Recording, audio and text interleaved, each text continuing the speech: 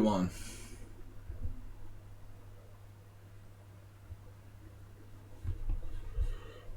Hello. I have this mini panda. Am I strange? For the mini panda. Hello, I'm mini panda. Speak with an Eastern European accent. Yes. I have a deep voice like Schieberspieler. Alright guys. Ready to get started. Seriously now, I'm just joking around. Alright, we sound like a vampire. No. That's just a common misconception. All Americans think. They only read, like, Dracula. Everyone from Romania and Hungary is a vampire. Alright guys, ready to get started. I was checking out Streamer's Mega Battle here, speaking of vampires. And I just joined the Tranquilizer stream battle for Sunday. The chess guy, who has rated our stream many times, has joined with the team. So hopefully we'll have a new team to beat down for Sunday. Schieberspieler was the first one. His last team battle for a long time. You guys have some tissues? I'm kind of sad.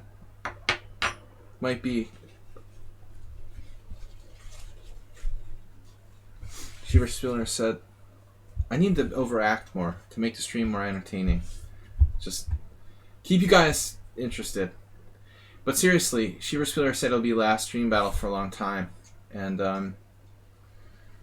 I want to keep the streams fun and interactive. We've got game analysis tonight, which is special for me. I love analyzing warm beer. Oh, vampire. I thought you were saying warm beer. Warm beer. I've got cold beer, ice cold beer. Like at the baseball game. Schieberspieler, you can send one in. Send one in. Schieberspieler, do you have limited time? If you want to, we can go to your game first. It's okay for me either way. If you want to wait, there's a couple other people, but they don't care, so. Alright, throw it up there. Send me the game, and we'll do that first. Yeah, absolutely. That's what I wasn't sure about. Schieberspieler. The appetizer of the day. I like this better than playing you first. I don't mind, doing your game first. I hate playing you first.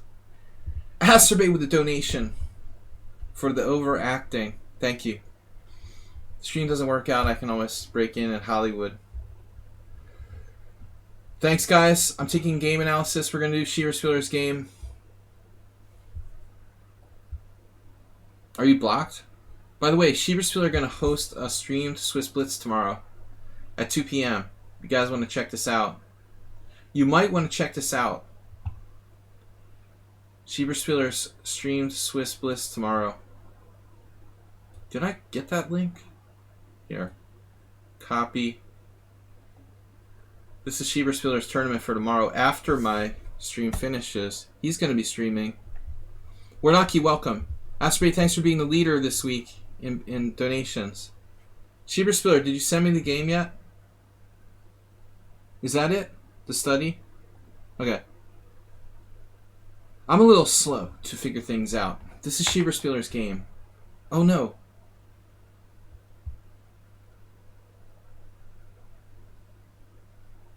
Wait. There's a guy in in Tranquilizer's team named Kish Bela as well? Or is it my imagination? That's a different Bela?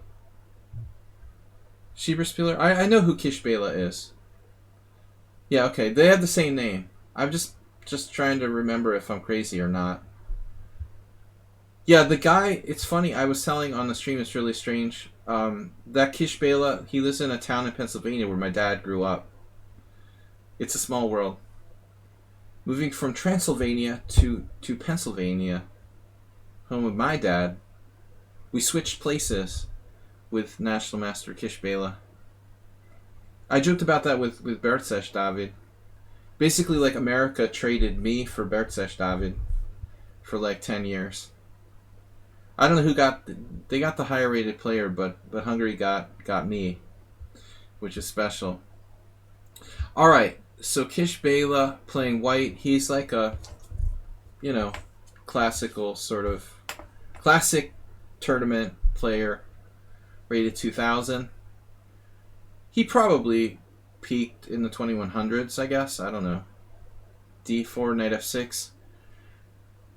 Roland is black. Actually, she was really... Is this a kid? Because it's like a common name. I thought there was a older guy. Is this the older guy? But there could be like 10 Kish Belas for all I know. I mean, it's a fairly common name. Yeah, okay. I know who the guy is then. So, he's always at the tournaments, like, watching and spectating. I never played him. I don't think... I mean, I could have played him in a rap tournament, but I don't remember. I don't know much about him. He's, like, okay player. C4, E6, knight C3. Bela's not an old school name. Lugosi Bela. In America, they say Bela Lugosi. That's how you say it. The famous vampire actor, horror movie actor. How to mispronounce Hungarian name. Actually, Bauhaus, the band, which is a very famous, the like creator of the goth sort of genre, a favorite band of mine, they have a song called Bela Lugosi's Dead, but they pronounce his name wrong. You know, everybody did. I mean, that's how you pronounce the name. In America, he became Bela Lugosi, not Lugosi Bela. Bishop g5, bishop e7, e3, h6, bishop h4. Okay.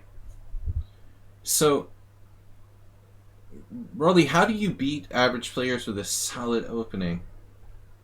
Let's find out. Castles. cd5. And so, I would think in a vacuum that you would want to keep everything on the board what you could if you're going to play for a win, theoretically.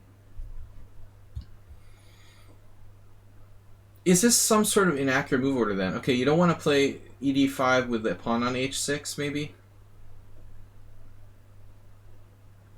How do you feel about it? I mean, you're playing your repertoire. You're not playing the player. You have your repertoire and you play it. And you play it as well as you can play it.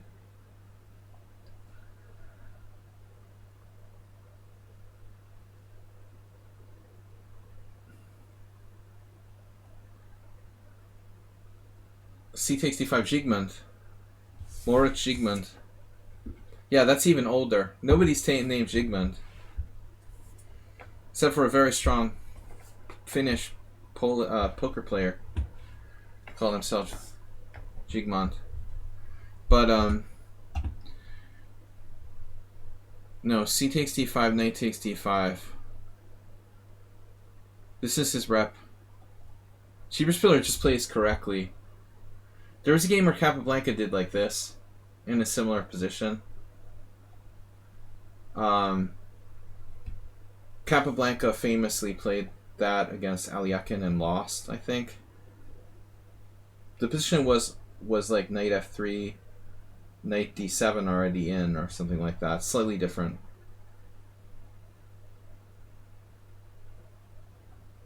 Queen e7, knight takes d5. Adriana Sar is raiding with a party of 3. Adriana Sar, thanks for the raid. Raiding with a party of 3. We have a table of 3 in the back. Knight takes d5. Adriana Sar. As in dinosaur. Saurus.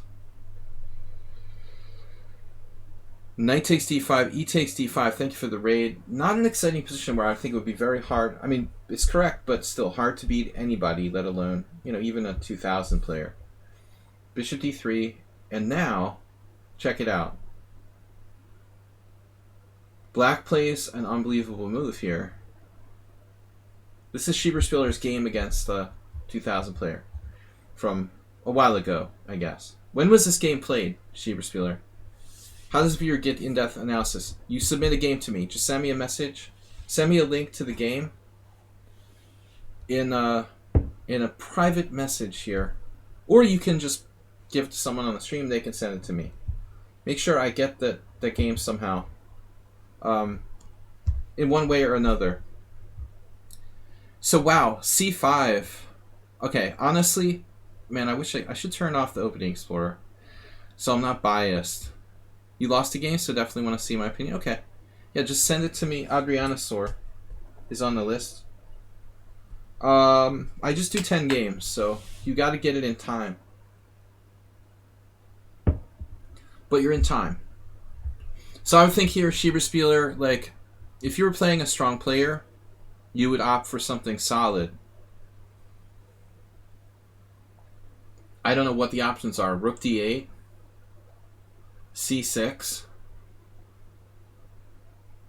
bishop e6, b6. I'm trying to be unbiased here by turning off the opening explorer. But Schieberspieler busts out with c5. This is striking move. Allowing himself to be stuck, theoretically, stuck with an isolated pawn. But I mean, he's destroying the enemy's center. Or attempting to undermine the enemy's center. I can't emphasize enough the importance of this move from a sort of fundamental level, you know. A lot of people are afraid to take on isolated pawns. A5. A5 goes in the experimental category, the very experimental category. Not as principled as C5. We're sorry to disappoint you. Alright, if you're afraid of the isolated pawn, you might as well pick up another game. That's like a Tarash quote. Try playing marbles or something. Alright, takes. He doesn't have to take, by the way, but I have to say I'm a little concerned about c4. I mean, obviously you're also threatening pawn takes pawn. But let's say hypothetically he played like knight e2. What are we going to do? Are we going to just leave the tension? Are we going to play c4? Capablanca liked to play with this queenside majority and like push it up and just like make a pass pawn. That's more complicated than I'm making it sound, obviously. I'm just curious, you know, what... My question is what Schieberspieler would have done. Because not everybody's going to play like Kishbela and take this pawn. I mean, knight f3 is the most obvious move. But that kind of allows this like unpleasant pin with bishop f3. I'm not sure we really like that.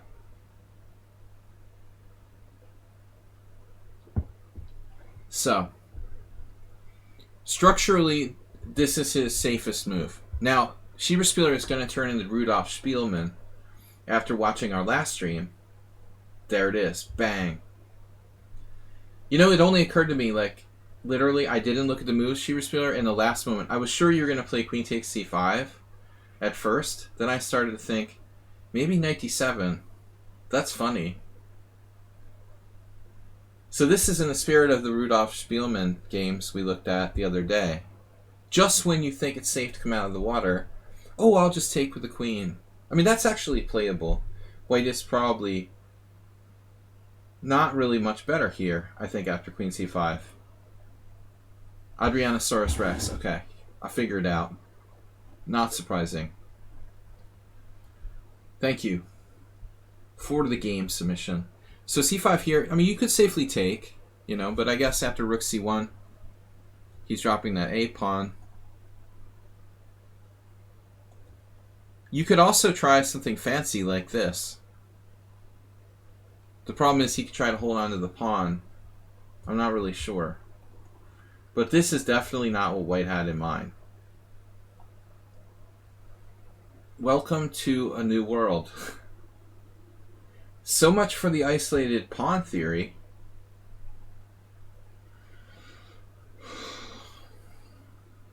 I like it a lot better now.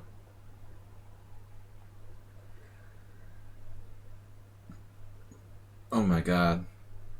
So now you just take on e3, and he's the one with the bad structure.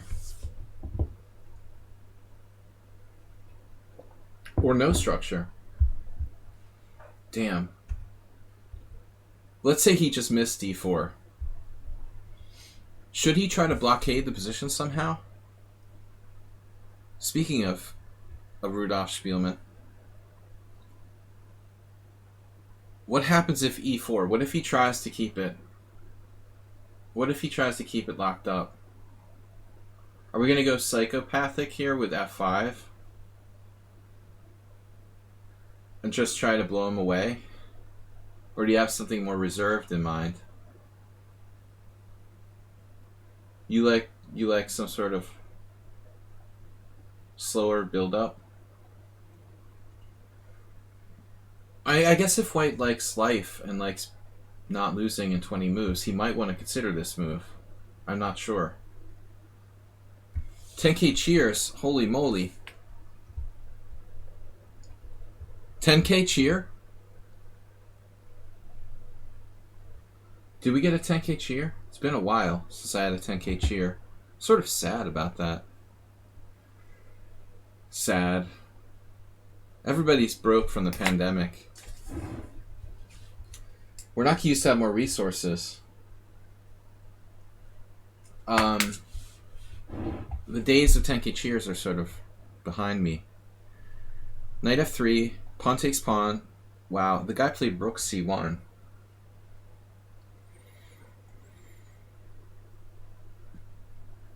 Always calculate the forcing moves first. So we've got to look at e2. Unfortunately, e2 doesn't seem to do anything.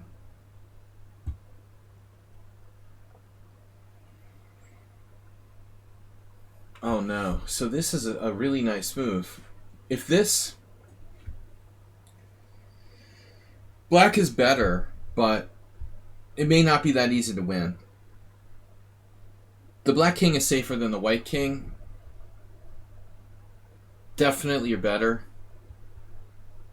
But I suppose it's not that easy for black to like win this position. Most likely. He can get his rook in the game. He's still not down any material. So Schieberspieler found a subtle improvement. Rook e8. Geared at stopping him from castling.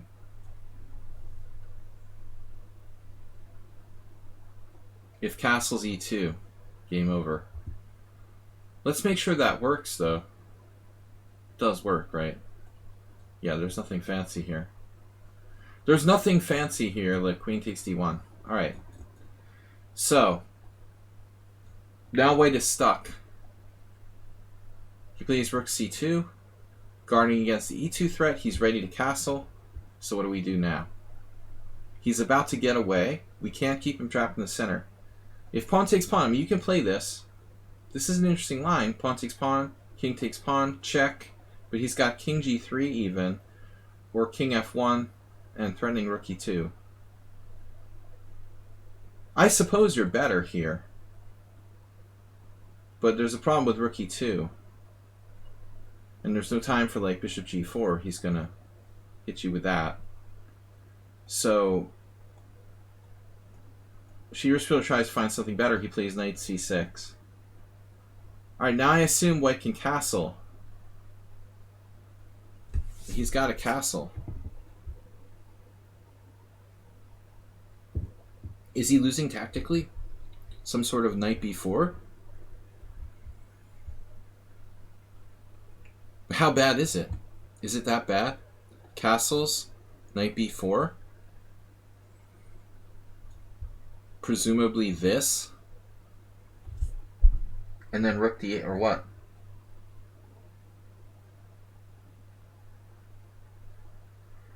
Queen c5 and you're a pawn up.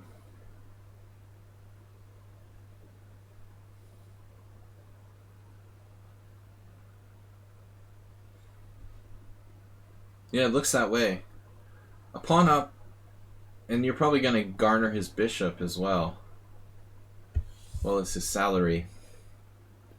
It's looking bad, but that's probably his most logical try. He plays this, which looks suspicious.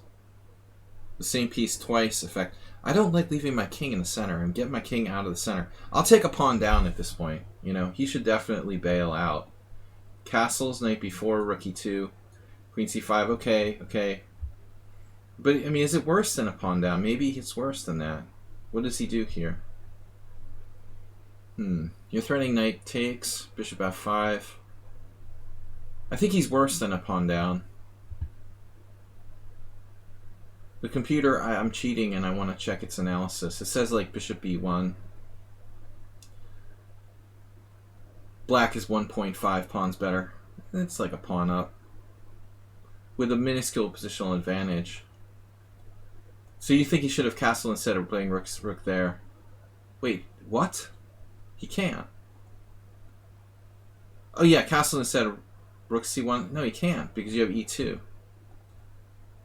He can't castle here because of e2. Oh, instead of rook c1. Sorry. Yeah. Just give him the pawn instead of rook c1. Just castles. Yeah. Right. Yeah, this is the best probably. Here he's a clear pawn down for no compensation. All right. Rook c2 here. Bishop e5. Now he's wasting more time. So I'm looking for killer moves. Bishop f5. Bishop g4. I mean, that's what really calls to me.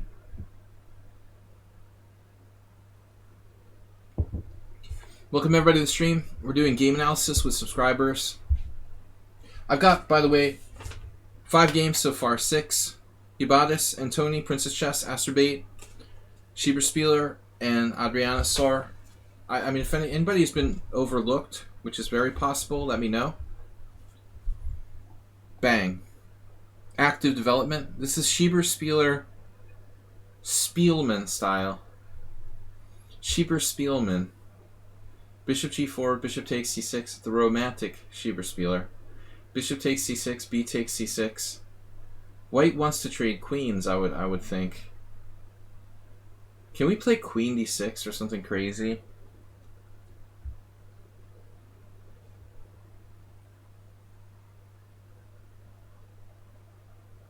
I mean, I don't know. I guess he should... He still can't castle because of e2. Yeah, it's a disaster for white. Rook, what's he going to do? He's basically paralyzed. So was this any better? Or is that just another weak pawn?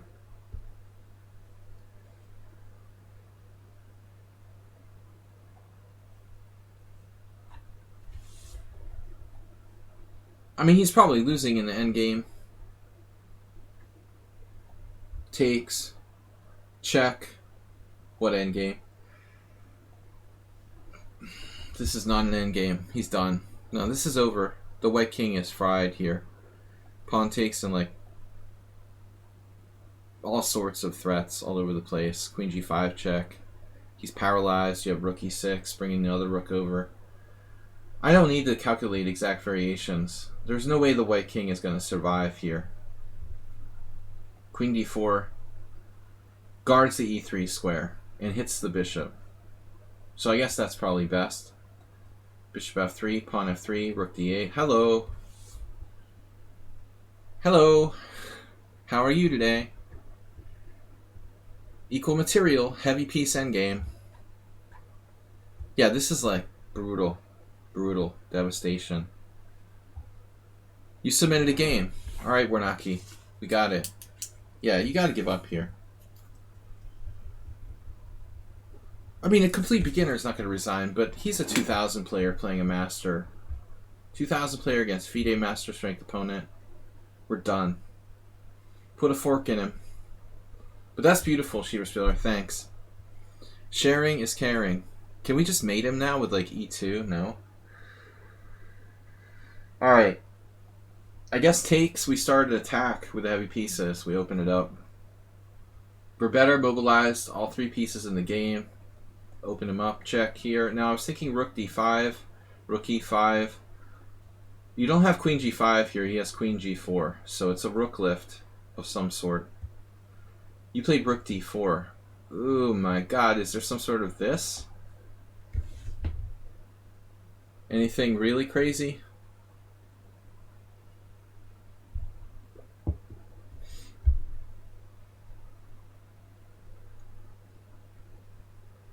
Queen F1 almost like... This almost like chokes him in. Now that's one less square for his king to run to. You know, that looks really bad. But I mean, F3 is not protected, so he can't put his king there anyway. Probably, I think it's just over, but you need a way to finish him off.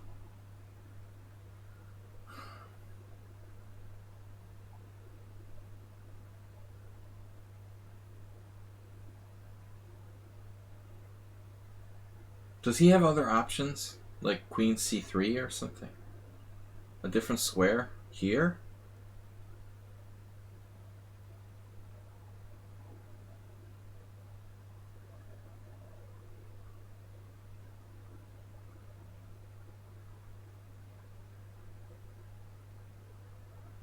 Oh, you just have Rook D3. Oof. Ouch. Alright, that's bad.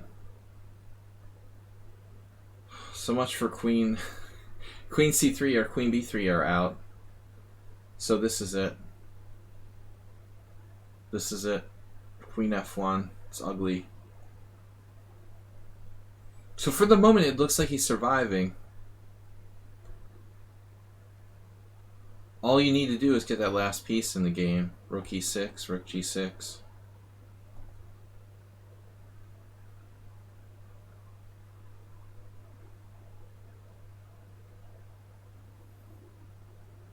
Very straightforward. I imagine Rook E6 is strong too. But this is more systematic. You're just going to play on the 7th and then trade his rook. And he's down a rook. He's down a rook. Yeah, Adriana Store, that's not good. If Queen C3, Rook D3, Queen C4, and Rook E4, or just takes on F3 is terrible. But this is the point. I mean, White's king is exposed and he's playing with the rook down. Check. Rook on the 7th. And resigns. Good game. Schieberspieler. Nice job finding a Spielman like Rudolf Spielman, that is. Dynamic chance against a solid player who would have been very happy to play for a draw.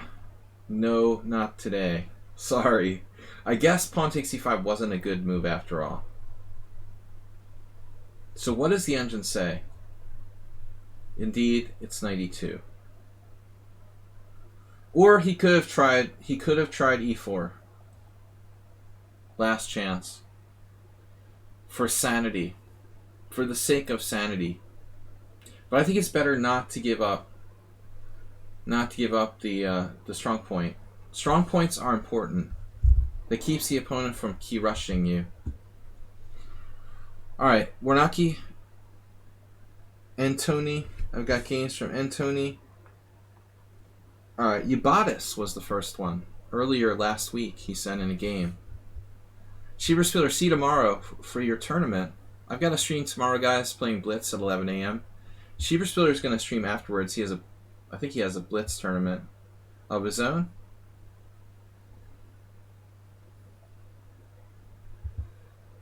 Alright, let me get out of here.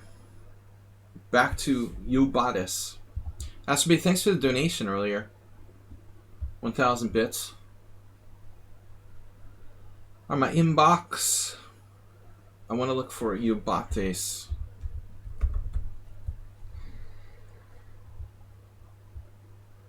Take a look at this game. That's not right.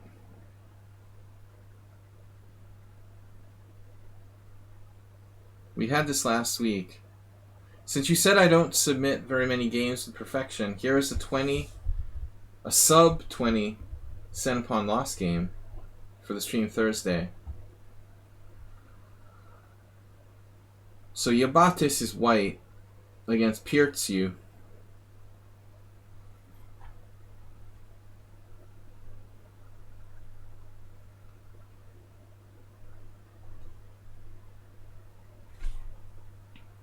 Guys, welcome to the stream.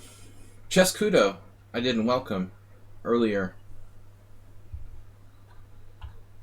Chess Kudo and Cockatiri. The cockatrice. Chicken monster. If I remember my mythology correctly. Giant chicken monster. Chicken-headed monster. Is a cockatrice like a chicken-headed lion or something? Knight c3.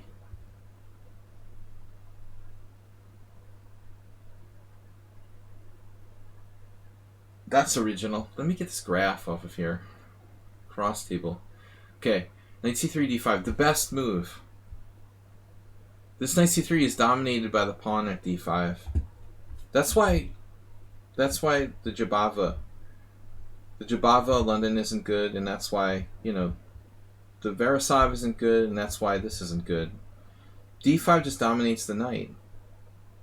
The best try is probably this move. I think it's better than the Jabava Veresov attack or whatever. Objectively, I don't know. Maybe they're equally good or equally bad. It depends on how you look at it. Equally bad. e4. The number one move. Jabava is, well, he's got an opening that has his name on it. That's pretty cool. So, camel. Yeah, don't need any camel. Camel steaks. That's probably pretty tough. It has to be really tenderized. Camel cheese. Do they have camel cheese? I'm going to get off the subject now. e4, c6. One of the problems with this opening is that black can transpose to everything, like the French defense, the Caro-Kann. And now we need a way to play ingeniously. g3.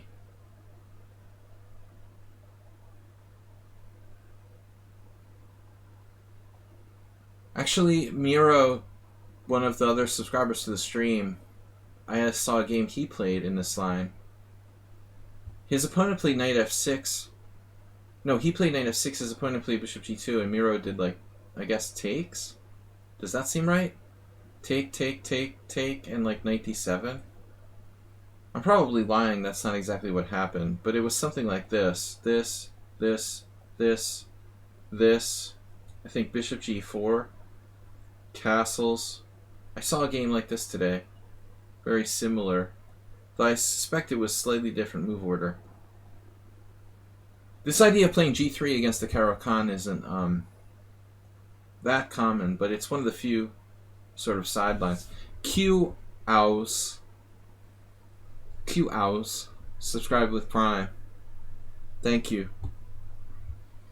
Guys, we're doing serious analysis of subscriber games. We're going to do up to 10 games today. This is game number 2. Mr. Yabata's playing white. So g3, okay. It's a way to play. Objectively, black's best move is supposed to be d4. But not everybody likes to play closed positions. What can you say? Main line of the Dunst opening, or whatever you want to call it, is knight e2. And white has some problems with... Hello. Everybody wants to go through e2, but we can't all use that square at the same time. This is the topic of coordination, and coordination is important. I mean, it's one of the most, I think, misunderstood and difficult to really perceive, let's say, concepts. You could say coordination, I mean, to actually understand how it works in games. Your pieces tripping over each other. White has less space because of d4, and now the pieces are confined in a small area.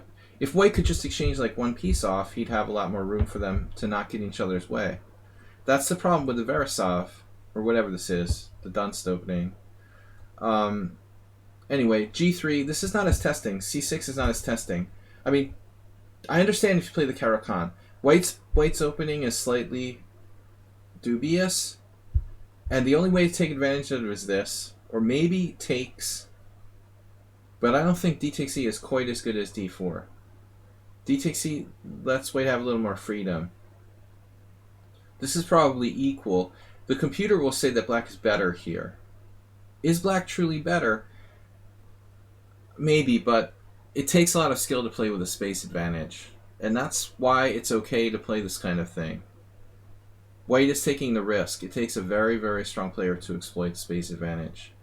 So c6, Caro-Kann, g3, d4 now. And this doesn't make sense to me.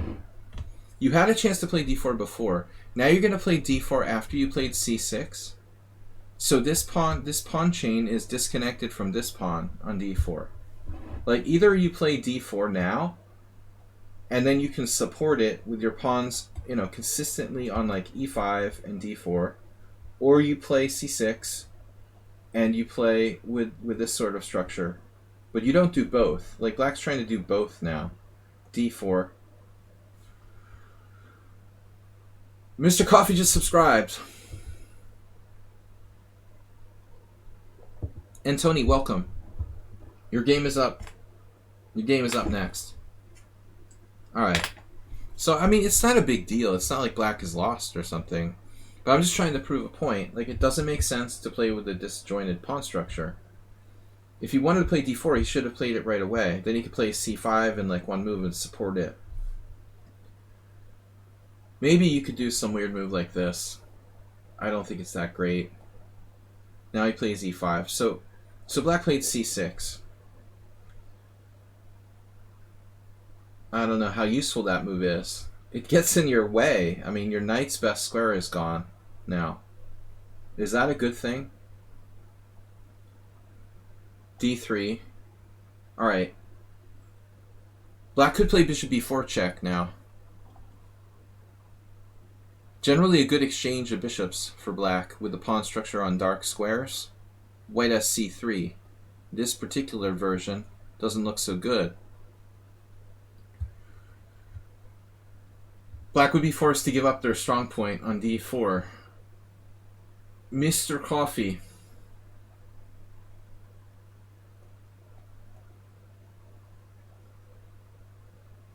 I mean, this is just like surrendering the center. So here, okay, bishop g2. I feel like I've seen this game before, but Yabatis has in other games that he submitted where people did similar stuff. Every day is like Groundhog Day. How do you feel there, Mr. Coffee? Another blizzard? In the mood for another blizzard? What did the groundhog say?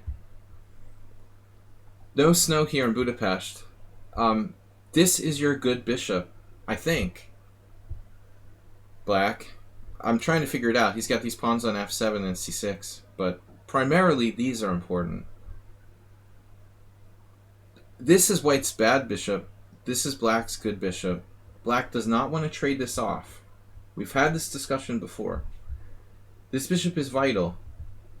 It should probably be placed on e6, where it can hopefully support something like c5, c4, ideally.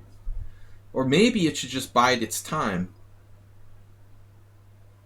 Pawn tucket fill. Pawn tucket. That's a cool idea.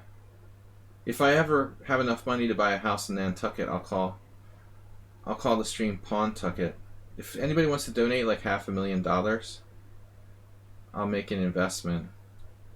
Bishop g4. Damn. You know, this piece is developed from its original square as well, something that's often underestimated. The queen's bishop is the last piece that needs to develop, typically. The king's bishop needs to get out so he can castle. That's pretty basic. The queen's bishop can wait. So I don't like this move. h3. Hey, that's a useful move. And then here, because on e6 it would have been exposed to attack by f4, f5, or f4, knight f3, knight g5. That's a better square, though. But at least he had the sense to save his bishop. He's not, like, trading it off. It's not that absurd, though. I mean, since he's wasted time anyway. Kia. is a car, right? Kia is a car, is a Soul one of their car models? I hate Kias. They're so ugly. Alright. Bishop d7. Never buy a Kia. Till they start sponsoring my stream. f4. Oh my god, the center. What about your center, sir? How's your center doing? Good support of e5? Check. Good support of d4? Check. Hey, where's the center? Have you seen my center somewhere? Okay. So this is a key move. You may be afraid to move your kingside pawns. And Tony has a fear of playing f4. He's been diagnosed, and we're in treatment now. But this e5 pawn is gone. Now there's no outpost square for black on e5, and the pawn on d4 is weak. Now that's a spicy try. Knight h5. Sneaky attempt to play queen h4 check. So if you're feeling very adventurous, I don't think we can play knight d4. I mean, this is coming in here. Knight f3. You can get a vaccine for that, Antony. Probably more easily than a COVID vaccine. And now, I mean, obviously, like, c5 is the most logical move here. Not a bad move, actually.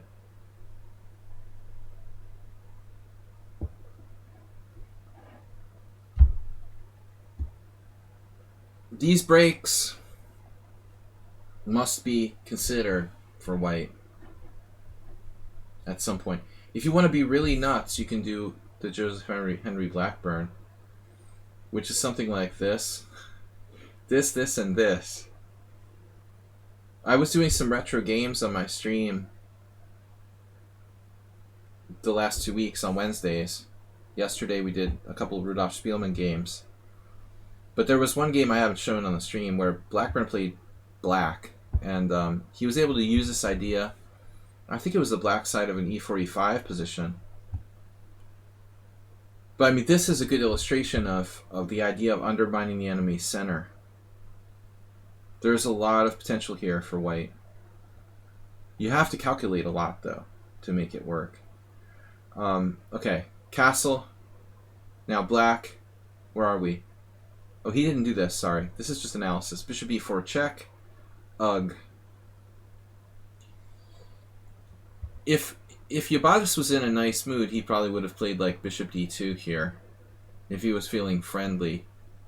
He has a thing for bishop d2. But I think that helps black. You know, he trades off his bad bishop and then places the pawns on the dark squares. And black is probably okay now. White still has a nice pawn center, but this is supported. And we could try with something like b4, c3. Still, we should probably try. But I like getting rid of the dark square bishop. All right, so c5. This is game now. I'm in an analysis variation. So, bishop takes. No. Oops. What do you call this? Like the two-plated, double-plated, 2 plates. It's a step terrain. Oh, it's beautiful. Beautiful pawn structure. Look at that. Step 1 and step 2. It's a step 2. The center. My God. How's your center? Platforming. You know, like an absolute beginner with no concept of pawn structure would think, okay, well, the position is equal. It's equal pawns, equal knights, equal whatever, minor pieces. Dude, this is devastating. This center is so powerful and fluid. It's a massive positional advantage. Castle. Now, anyone in their right mind, castle's here. Maybe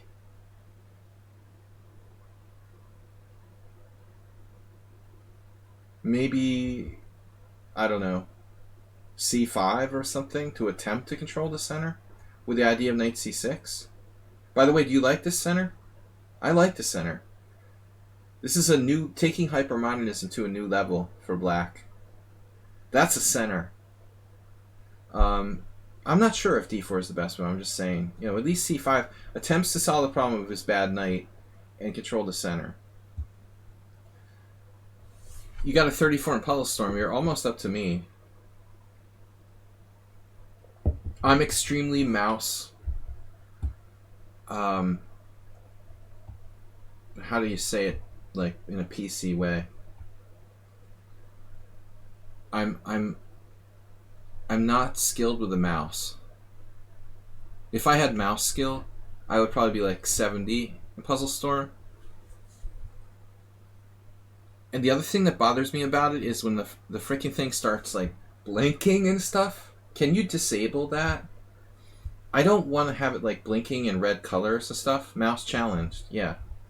Is there a way to disable the puzzle NATO to stop that ridiculous like flashing and when your time gets slow? I don't care if my time is low. I'm going to do them as fast as I can. I don't need it to like flash and blink and stuff like that. That's annoying. It's totally distracting. I guess it's part of the fun, but I would definitely perform better if it wasn't for that. If I could disable the annoying flashing and the time running down. That drives me nuts. Like seriously, if you play Bullet or Blitz, you can set the clock to show like tenths of a second or whatever. I don't want to know how many tenths of a second I have. Like in a Bullet game, I want to know. Do you care how many tenths of a second you have in Puzzle NATO? That's ridiculous. All it does is like make people get lower scores by being annoying. Take that away and everybody's score will go up like 5 or 10 points. Seriously. So this is a bad move. Well, the master of principle. He's freeing up d8 for the bishop, I guess. Cozy.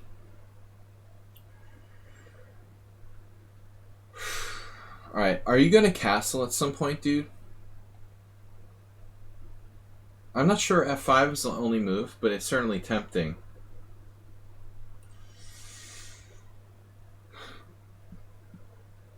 I'm surprised he doesn't play like g6 or something now. He's got this in his face, and alright. At least that makes sense. Hypermodernism at its best.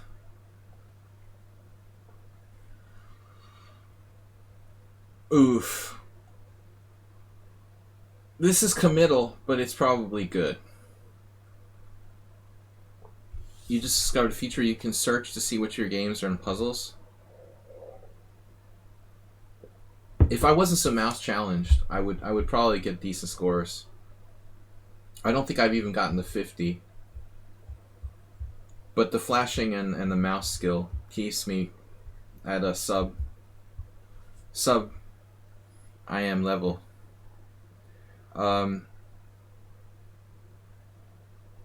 Bishop a3 is a good move, unless he's able to play c5 somehow.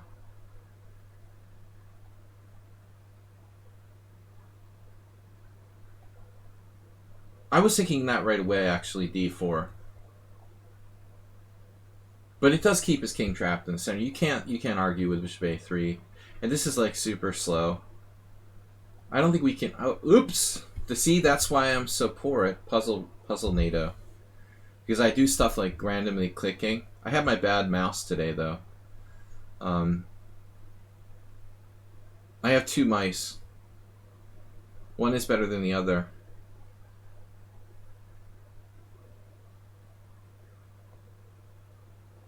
d4, queen b8, and then this. Why not e5? You're hanging the f5 pawn. Queen b3. Hello. This is principles versus no principles. And then b7 is just hanging, so you're getting smacked with bishop takes d6 and queen b7, right? Oop. And now, for my final trick, if knight c7, e5 resigns. See, this is what happens when Yabatis tries to be very correct. Clean. And how does that work exactly? Yeah, nice job. So it's over. There was nothing black could do. Just a strategical massacre.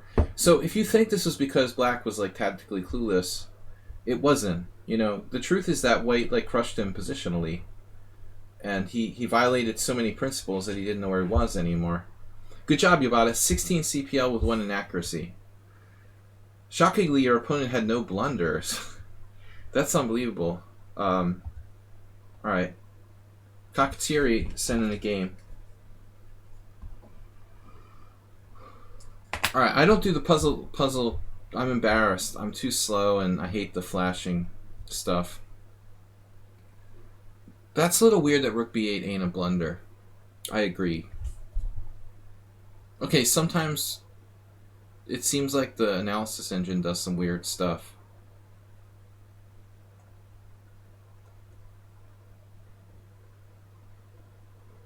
He's going to lose a lot of stuff anyway. Like, let's say castles. Wait, what are we doing?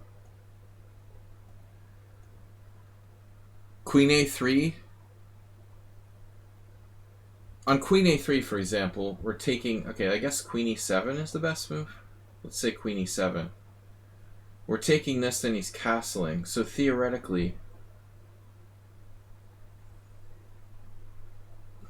we're losing a knight instead of a rook there, at least temporarily. Yeah, it does seem weird that Rook B8 ain't a blunder. I agree. I guess it was like, I've seen enough. Like, I'm not even gonna like criticize black for the last move, whatever. Alright. And Tony's up next with his Grandmaster analysis game. F6 could be a move there. Thank you, Ubatis. Thanks, Astrobay, for the donation today. I wanted to thank Chess Murph for the donation of $15.75 the other day. The first chess tournament, apparently, in history was in 1575. Interesting factoid I did not know. Alright. Hopefully not the last one we've seen yet. One day I want to play tournaments again when this pandemic's over. I've chosen not to play during the pandemic. One Hungarian Grandmaster wants me to be playing in a tournament like a week ago. I just am not going to do it. Alright, so we've got Antony, the Zurich Chess Challenge Blitz. Just keep in mind this is Blitz. I should read what you said here. Did you say something? No comment with this game, Antony?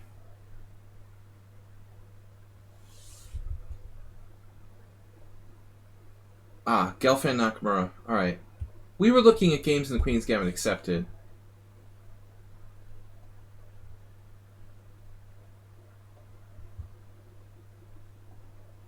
It's a shame that Schieberspieler wasn't here for the other one we looked at. So, it's Gelfand versus Nakamura.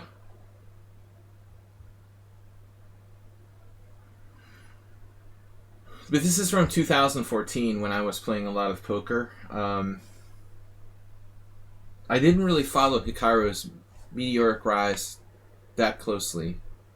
Honestly, I wasn't that interested in chess back in those days.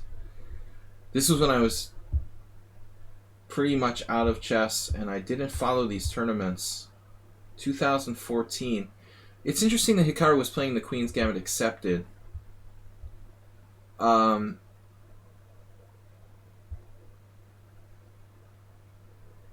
Probably he's played a lot of stuff, but not a standard opening for him. Maybe it was something he played for a while back then. Mostly he liked to play the King's Indian. Kind of a credit to also lately the Queen's Gambit. Credit to Gelfand, of course. He didn't want to play the black side of King's Indian. C4, D takes C4, E4. A credit to Gelfand's prep. in the Fianchetto King's Indian, I guess, he would probably have played e4, the most aggressive move. Knight f6, Alekhine style. So the classical variation is this. Black can also play like a Chigorin with knight c6 or knight f6. So you take your pick. There's even c5. I'm not a Queen's Gambit Accepted expert. I'm not an expert in openings, period. I did toy around with playing the Queen's Gambit Accepted a little, but I never really got the hang of it or had good results. But e4, knight f6 I've never played for either side in an over-the-board game. e5, knight d5, bishop c4. So this is a lot like the Caro-Kann. You know who played this for black, though, and played it well, is Anand. I think Anand is the biggest guy for properly playing the Queen's Gambit Accepted with black, probably. Yeah, I'm not going to play knight a6, I don't think so. Not interesting. Seriously? d4, d5, c4, knight a6? Interesting. I'll have to look at it. We could play it on move 1, though. I probably could do that. I honestly, I showed you guys, of course, my invented opening, the 3 a.m. defense, where I play e4, knight h6. The idea being to get the knight to f5, so I'll even sacrifice a pawn. This is the 3 a.m. defense, where you play d5. It's kind of like a hybrid of knight h6 and the Scandinavian. My idea being that I can take and play my knight to a permanent outpost on f5. But I admit, Warnaki, that I've thought about trying to do this on the other side, but I decided that it wasn't as safe. If you try to do it on the other side, the problem is, like, knight a6, d4, e5, you have to do e5 to carve out the c5 square for your knight. But it's like this pawn here, knight c5, it is kind of like a messed up England gambit. Like, you probably could try this for fun. If you get your knight here, if you can pick off the pawn on e5 or something. Anyway, that's just a little divergence from our game at hand. c4, d takes c4, e4, knight f6, e5, knight d5, bishop takes c4, knight b6. Now, all I know is there's two moves in this position, and I don't know which one is regarded as better. Bishop d3 or bishop b3? Looking at the statistics here on lichess, paints a fairly clear picture. It looks like bishop b3 is like safer. For some reason, there's a lot more draws, and the results are more balanced after this. But bishop d3 seems to be like more decisive games, and a higher winning percentage for white at 41. I've never played this line for either side, though. As I said, when I was black, I always played e5 in this line. This is the only line I ever seriously looked at for black.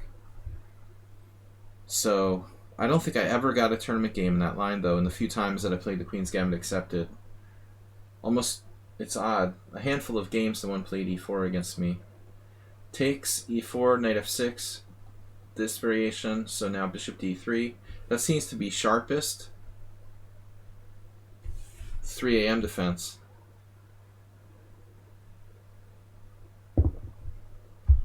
Alright, so knight c6. Yeah, I want to just say one other thing. In the lines with like knight b6, bishop b3, I remember that like one of the key ideas is for black to play bishop e6. Anand has played that a lot. Not immediately, but on like the next move. After this, and then I guess I lied to you guys. I thought bishop e6 was a move. Not in this position. That's weird. What position is it where black plays bishop e6? Not with the knight on e2, I guess. But I don't understand. What am I thinking of? That's weird. I just don't understand. What am I thinking of? Where is bishop e6 played? Must be in its completely different variation. Odd. Show you what I know. Here, bishop d3. Okay. Now here is... I was pretty sure this was the main move. Again, I've never played it. I mean, this is an aggressive way for white to play. He's taking a risk that this pawn, this backward pawn, will be able to keep protected.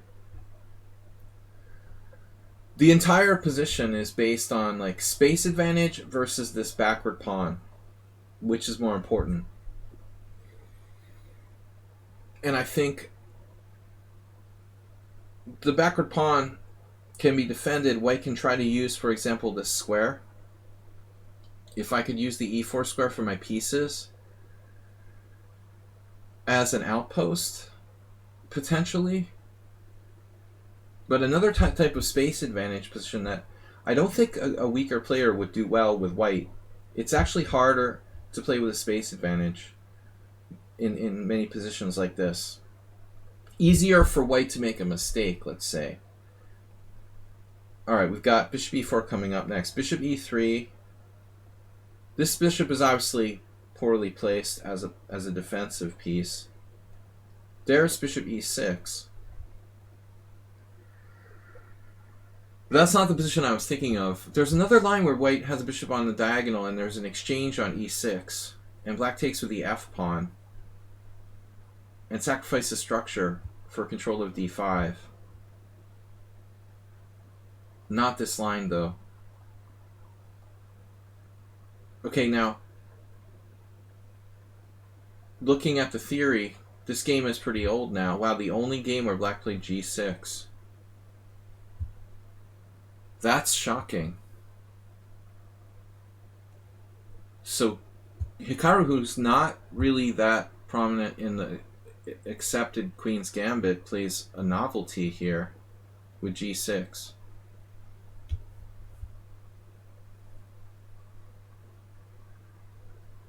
Yeah, I mean, it's like real estate.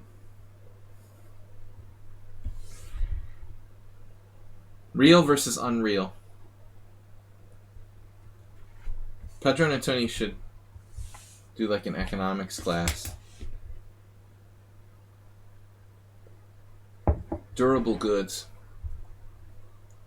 It's all coming back to me now. So it looks like Hikaru just didn't know the theory and played g6. It's not a stupid move. I mean, you've got to get your bishop defended, developed. It looks like a pretty natural idea. But you can rest assured if there's like 60 games by masters and none of them played g6, there's something wrong with it.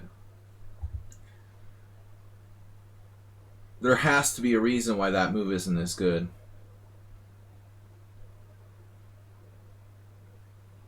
It's easily the most natural way for black to develop.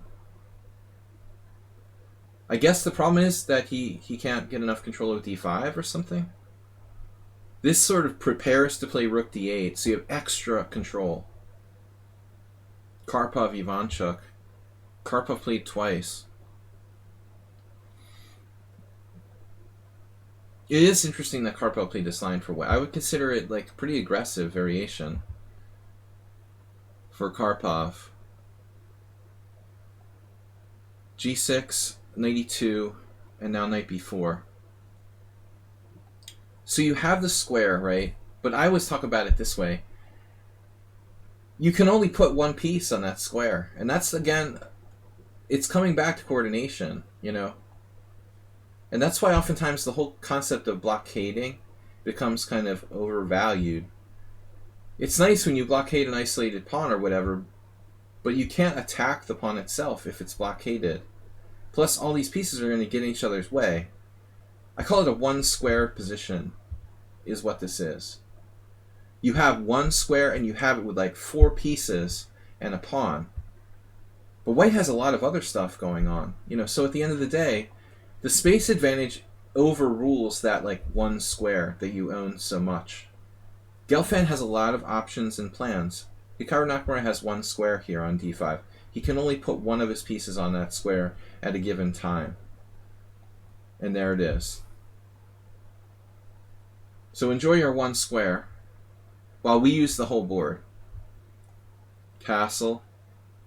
Now there's a transposition to another game. Bishop g7. Please take my bishop on e3, by the way. And now knight f4. It's funny that this other player played queen c1. I don't mind this move. And I like the plan of bishop h6.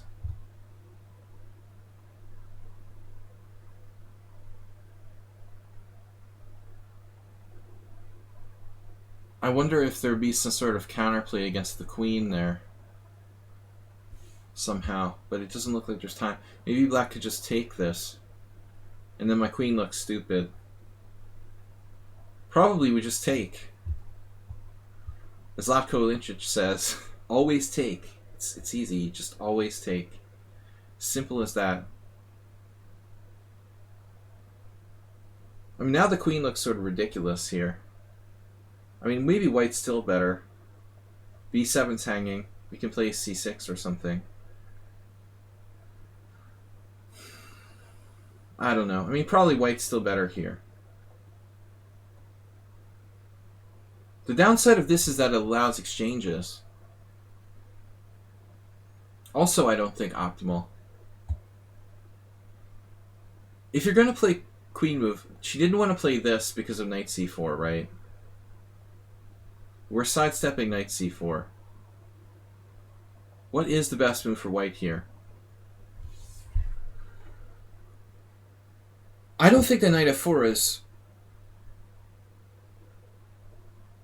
obvious move.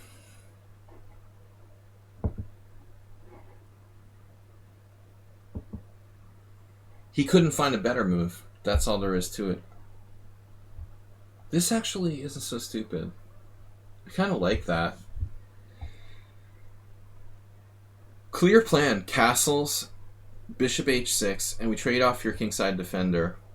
White is better. Let's see what the oracle says. I think it's a half pawn. It's like putting it on the scale. I called it a half pawn. It's close. It went to more than a half pawn. 0.6 after bishop h6. So I have to vote for. I thought it was a female name, but it was Artem. Artem. Yeah, I like this. I think Artem's idea is better. But should black take on e3? Maybe Stanislav should have considered just simply grabbing. Grab and go. I think if we're given a choice between white trading off her bishop or taking the bishop and keeping that bishop on g7, I'm going to go with this. What happens? Computer doesn't agree. The engine thinks this is worse. F takes, c6, knight f4, I guess bishop c4. This is what I was looking at. I missed this move though. I expected a rook move. The computer just wants to play this. And the space advantage is very large. And black's two knights. Bishop d3 is not a bad move because we can trade off your bishop pair with that move. Better to play with two knights against bishop and knight. But at the end of the day, the evaluation is actually the same.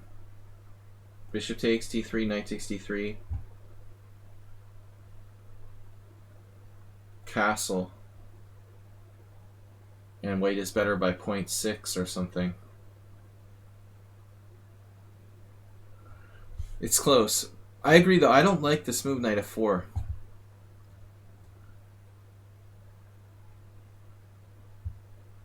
No, it doesn't seem right to me. Maybe a5, Warnacki. I like a5. Takes. This exchange favors black.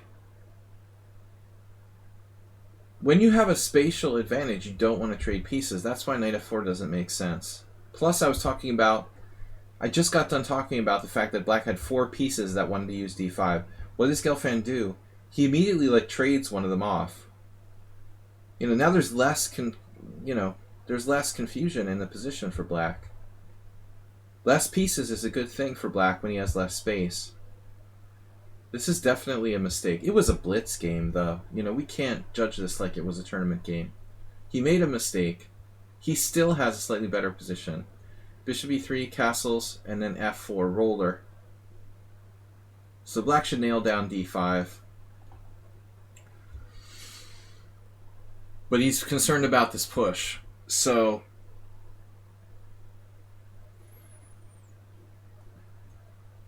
I mean, I guess in this kind of position, we might be worried about f5. I don't know how serious that is with like so many pieces exchanged. But you'd think like black would go for some exchanges here. Though Hikaru's not a fearful player. It looks like he has time to play this, actually. Stopping g4, stopping f5. Man, maybe white has some way to sack a pawn. I mean, that would be devastating if he has some kind of f5 pawn sack to open lines against the black king. But I just don't see how that's working. Almost. I mean, it looks interesting enough to think about. I mean, this type of position might just be winning, like rook f3 here. Black's on the verge of collapse. I'm not sure. Very dangerous stacking position for white, for example. But there's a lot to calculate. So, it's just a blitz game at the end of the day. It almost feels like that was a mistake. Like, I don't know. It almost feels like queen e2 was a blunder. More exchanges, good for black. And then Hikaru played f6. Which is like, whoa, wait a minute.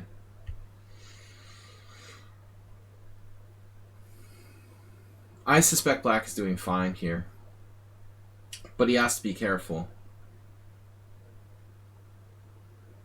Maybe white's space advantage is still enough to keep the balance. I got another message. Sada Masagana. Alright, we're going to get to as many games as I can.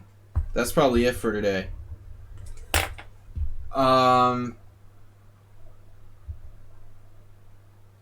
creeps me out a little bit. But maybe it's okay. Maybe it is okay. Hikaru's a strong player. This is a judgment call. There's risk involved. Anytime you're opening this diagonal. But it's probably okay.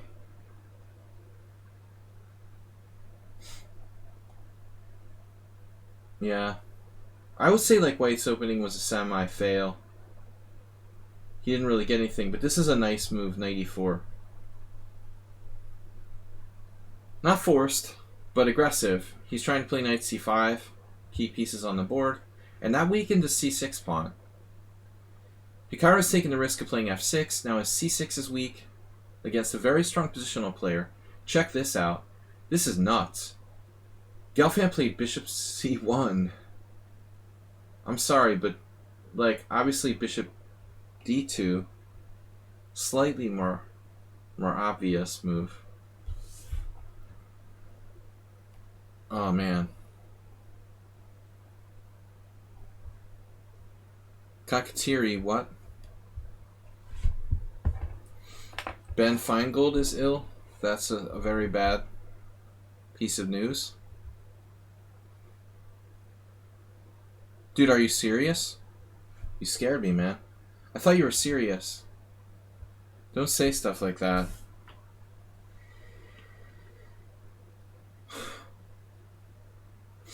I thought that was a serious comment.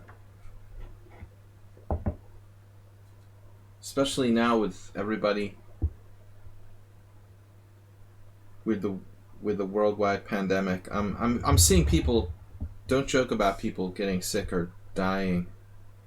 There's just been too many people passed away in the last months. I'm constantly like doing rest in peace. This chess player, that chess player.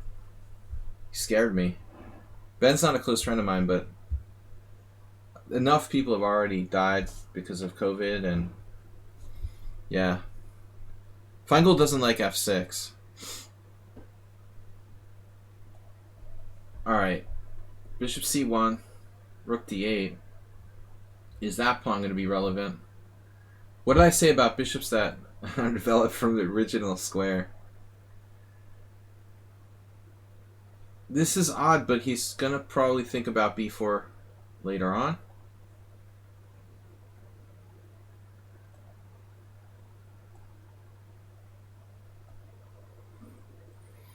Huge moment. Hikaru trades on e5.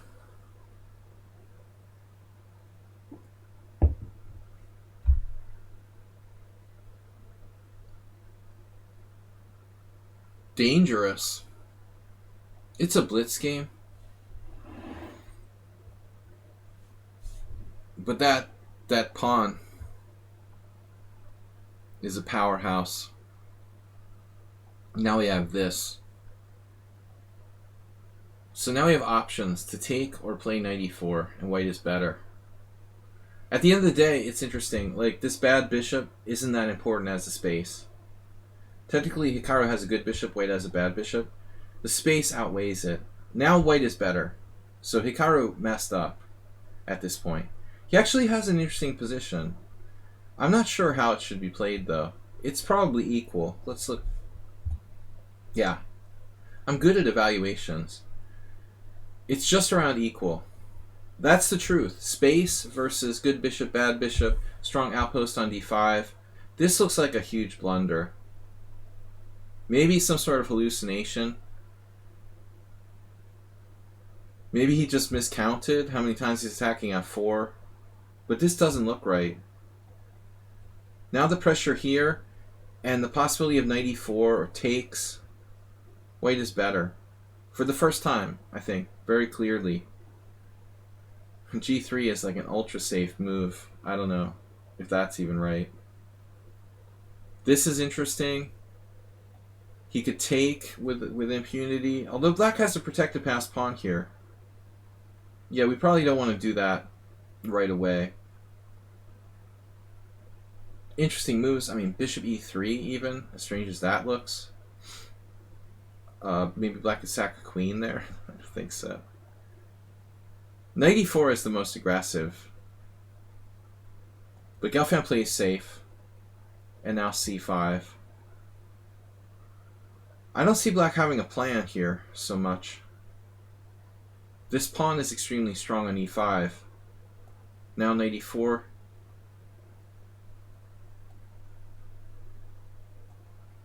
Black has no plan, and then Gelfand goes kingside. If you showed me this game, I would have said it was a King's Indian fianchetto. If you showed me this position, I definitely would have guessed this was some sort of King's Indian fianchetto where the bishops got traded. h4, h5. He trades rooks and then knight d6. So black has to get rid of that, but there's a fork on f7.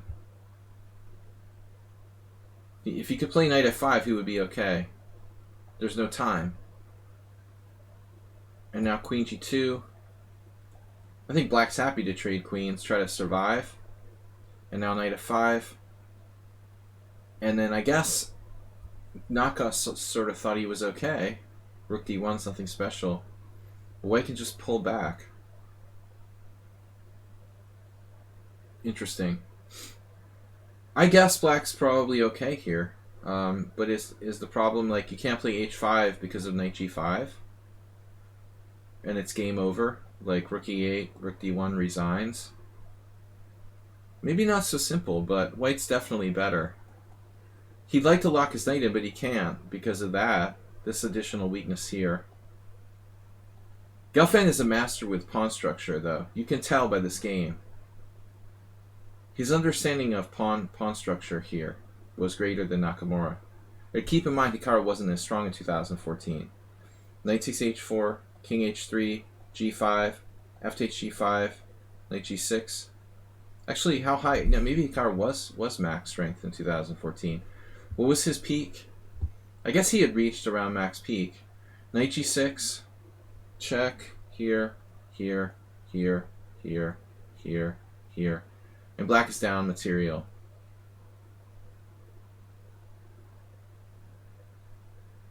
Black is going to lose a pawn.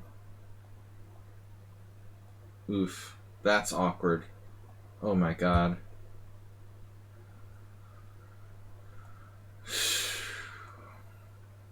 And it's over. Alright, man.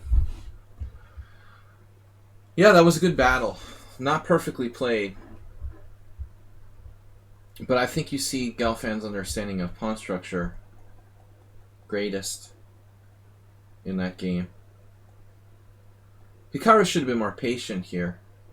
But as I said, it's a problem. After knight e4, you can't play h5 because of this. So what are you going to do about g4?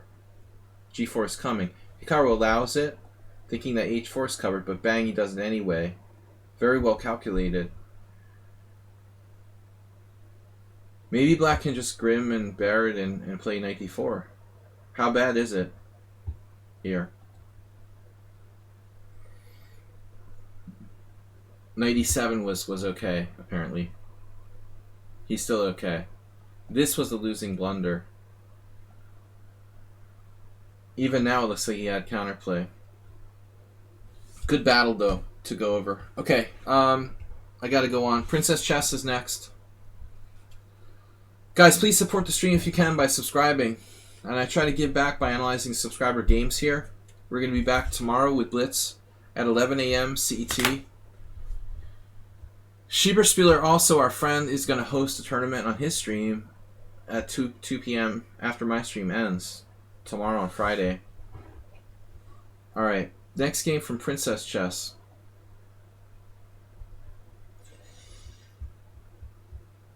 The Woodshed, according to Emery Tate. Alright, the Woodshed it is. We'll see you at the Woodshed. Princess Chess. There must be a Midwestern expression. I've seen it other places, but no one I knew growing up talked about going to the Woodshed. Princess Chess. Alright.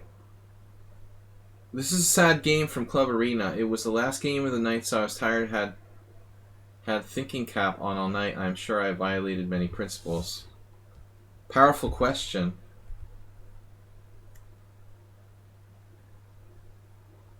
Princess Chess is Black against Powerful Question. It looks like Powerful Question had some CP set upon loss going on in this game. He played like Yabatis. Well, I just freaked out. Ubot was caught napping.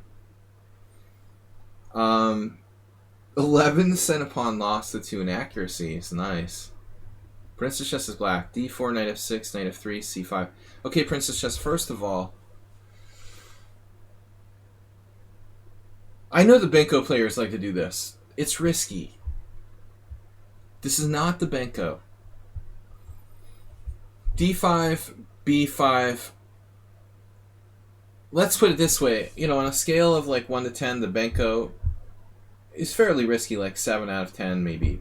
But this is like an 8. You know, you're going up higher on the scale. I'm not liking this.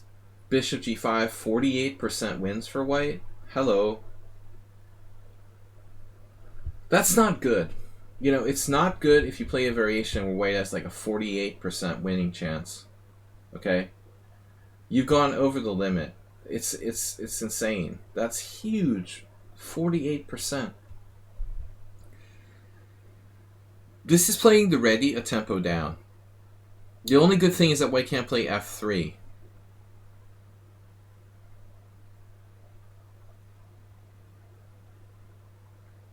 So, I would recommend you try out a different move order, but you can't, right? I mean, yeah, sure, why not? Play e6.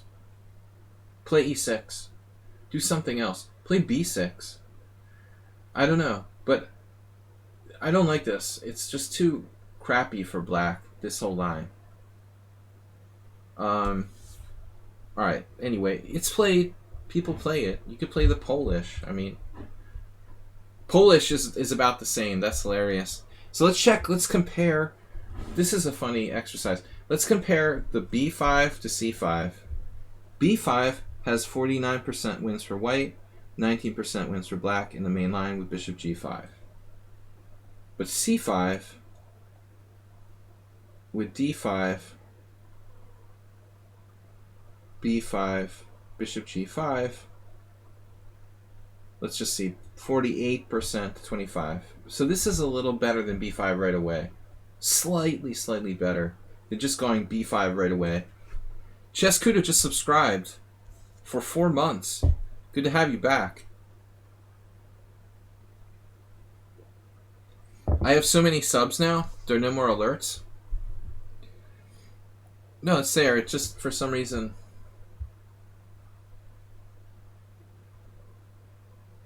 I'm just getting into the analysis. We totally have an alert. I get really distracted from subs and other stuff because I try to pack these games in. It's hard for me to get to all 10 games. The entire system is napping, is that right? Maybe Mubot's not working. Only 20 plus sub gift bombs get alerted. Shouldn't be like that. We'll have to look into it. Bishop g5, that's another variation. So c5, d5 here. Princess Chess you're doing what Asterbait did. You're playing the modern defense now. Or like some kind of Schmid-Benoni. You try to play the Benko and you play the Schmid-Benoni. That's called a fail. It's playable. I also played this, but I lost against Hebden. I didn't play this move order though. I mean, I think I had one game with like g6, knight c3, bishop g7, e4. I've played this a couple of times out of the modern move order, but it has not gone well for me. It's just not a great opening for black. It's not the Benoni. White didn't play c4. You can't play the Benoni or the Benko till white plays c4. That's it. You'll learn your lesson. And now white doesn't play knight c3. That's a powerful question, why you didn't play knight c3 here. He doesn't know to play knight c3. This is the entire point. But c4, it just lets black transpose back into the Benko. That's kind of dumb.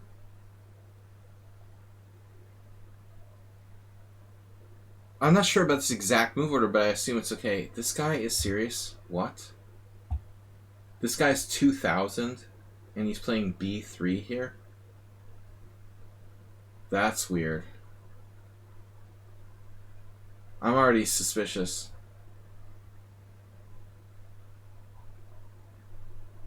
That's like what 1400 players do.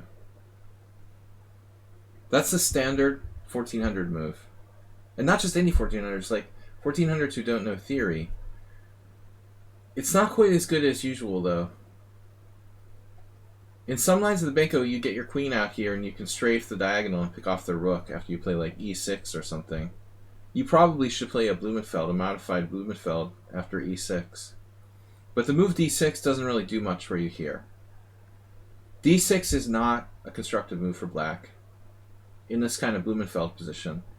It's just a freaking waste of time. So, if you take that pawn move back, you know, I've had a ton of people do stuff like this. I mean, for example, like c4, e6, how would we go? Oh, against the Blumenfeld, for example. Yeah, sure. Knight f3, c5. They do d5, and like when you go b5, they don't have a clue, so they play this.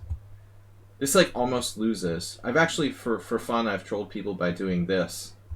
Knight takes d5, pawn takes d5, queen f6. I'm not sure what the final analysis of that is. You just like trap the rook on a1. Maybe this is okay. It's equal according to the engine. But you can't get that here, I guess. C5, d5, d6 here. b5, b3. I mean, you need another move. You know, you need to get in e6. So I think it's a logical move now. But the problem is he has time to counter this diagonal, I guess, for one thing. Another idea you have is maybe you can try something funky like knight e4, but I'm suspicious. It's like playing the It looks like you're playing the vulture. Stefan Bucher. So, g6 is okay. It's okay. I'm curious about e6.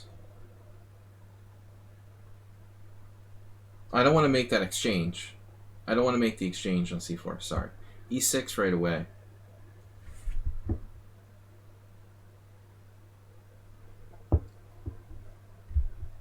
I mean, I guess they can take. Normally that wouldn't be a great move. Take and take a pawn. I guess it's a bad Blumenfeld where you play d6 instead of the normal move d5. And b3 is not so bad for white. Alright, so that's not so great. I guess what you did with g6 was okay. But taking doesn't seem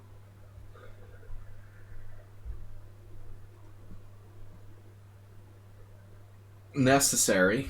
You want to play the Benko. Why are you taking? Why don't you let him take again? I guess, what is the downside of taking, though? Is there really a problem? The pawn is weak on c4. The structure is okay for black. I guess if there's a problem, this is the problem.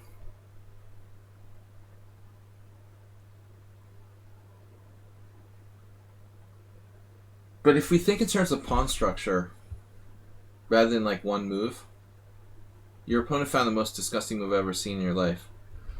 That's going to be tough to do. Well, maybe you haven't seen that many moves. I've seen some pretty bad ones. Bishop f5. It does stop e4. Appears to stop e4.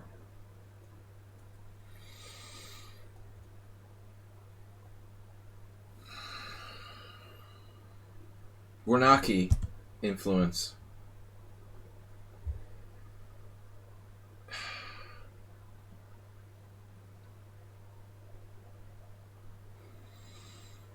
A5 is definitely a no-no.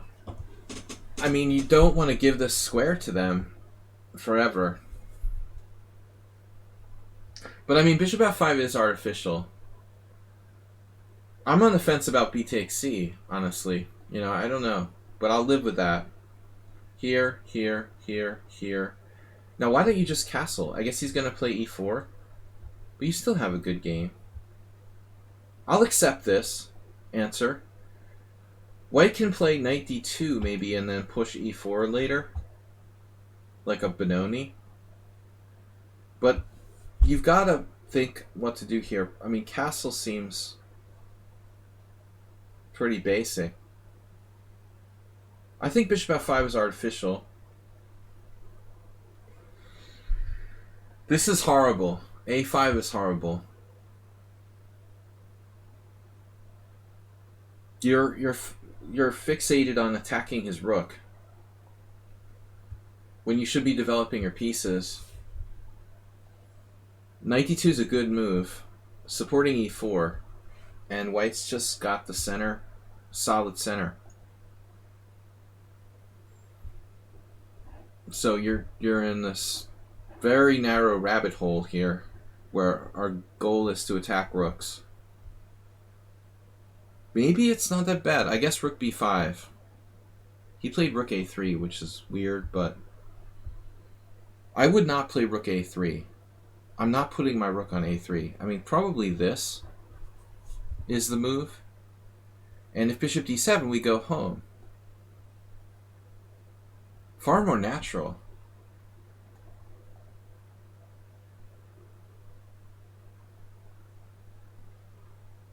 This is weird to put your rook on a3. I mean, dude, that's a problem. But materialist, he's just going to take that pawn and there's nothing you can do about it? Seriously? But I mean, this is a big question. Should white take the pawn? I mean, you might not get another chance to take it, because black could play like queen a5 or something. Is there something wrong with knight takes a4? I don't get it. I mean, Okay, he's careful. He likes his rook on a3. e4. And now you just, like, completely played the astrobate, like, knight g4. You guys should get together. I mean, seriously. You just, like, randomly play knight g4 whenever. We want everything to be harmonious. You know, the whole position has to be harmonious. Castle, and everybody's together. We're all happy family here. You know, this knight can come back with the friends over here. You want the whole position to be coordinated. Knight g4 looks like it's off in another land over there without the other pieces to back it up. Hey, you go out over there. But I also thought maybe holding the pawn isn't a bad idea. I'm not a big fan of queen a5, but if it's going to mean that we can keep this pawn, I'll think about it. I guess he can build up bishop d3, bishop c2. Maybe by then we'll figure something out. I don't know. We'll let you know. But this is definitely not normal. Knight g4. And then, well, you realized the error of your ways, so you played h5. One bad move leads to another bad move, because if f4 you lose a piece. That happened to me once. Yeah, h5 is the lesser of the evils here. I'd like to say it's a bad move. Inaccuracy. The computer says knight f6 is best. You might as well do this. Knight f6 maybe is best. It does look scary, though. You're going to get rolled by these pawns. I can't blame you for playing h5. I think it might be better from a practical standpoint. But, I mean, if you're going to do that, I would assume you play knight h6. Seriously. He can play g4. Would white do g4? Only if he's a computer.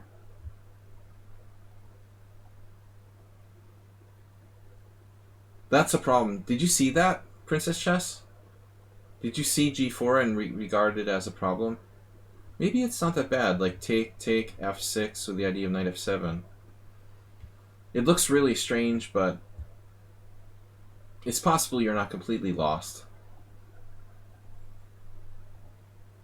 At the end of the day, it didn't really do anything. You're getting rolled anyway. So now I guess last chance is like h4. Go for it. Coffee house style. Yeah, I mean, wow, he's giving up his bishop. And now f5. That's a nice move to have. So where was this game played? f5. Nice move. Is that engine? It's engine. I'm paranoid. For a good reason. Is rook a3 engine?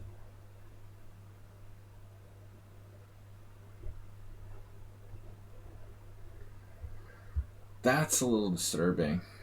I mean, honestly. I don't like that he's playing rook a3 here, and that's the engine suggestion. I wouldn't play that move. It's very unnatural. Let's just say that. I would look through the guy's other games, see if he looks like an engine. Because those moves look... Okay, f5 you can find, but rook a3 is super weird. My paranoid sense is there a little bit, wondering. Black did not play well. Is bishop takes h5 engine? Probably it is. Normally I wouldn't want to make that move, but you're threatening knight g3. It would be awkward for white to deal with knight g3. Unless he has f5 immediately. Probably not. No. Yeah, I don't know. I would be a little paranoid about this opponent, honestly. Very low CPL. He's playing on natural moves like rook a3. I don't know. On the paranoid scale, it's like an 8 out of 10.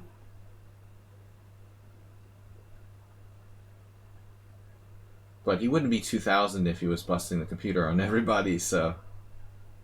Check. King h1. Queen a5. Here.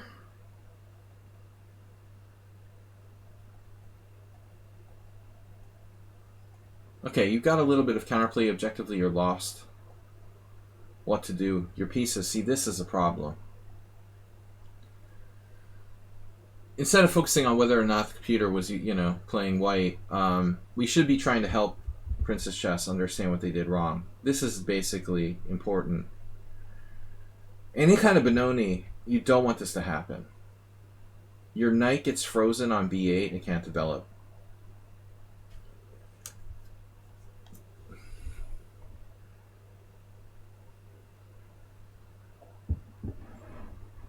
But the rook a3 move, yeah, that's a weird move. Definitely. Queen a5, knight e2. White just demolished you. Very, very nice coordination.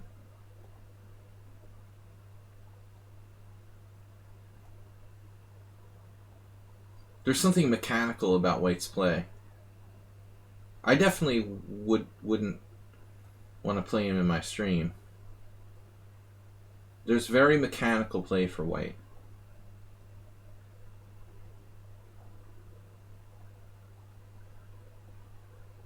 But apparently he made 2 inaccuracies.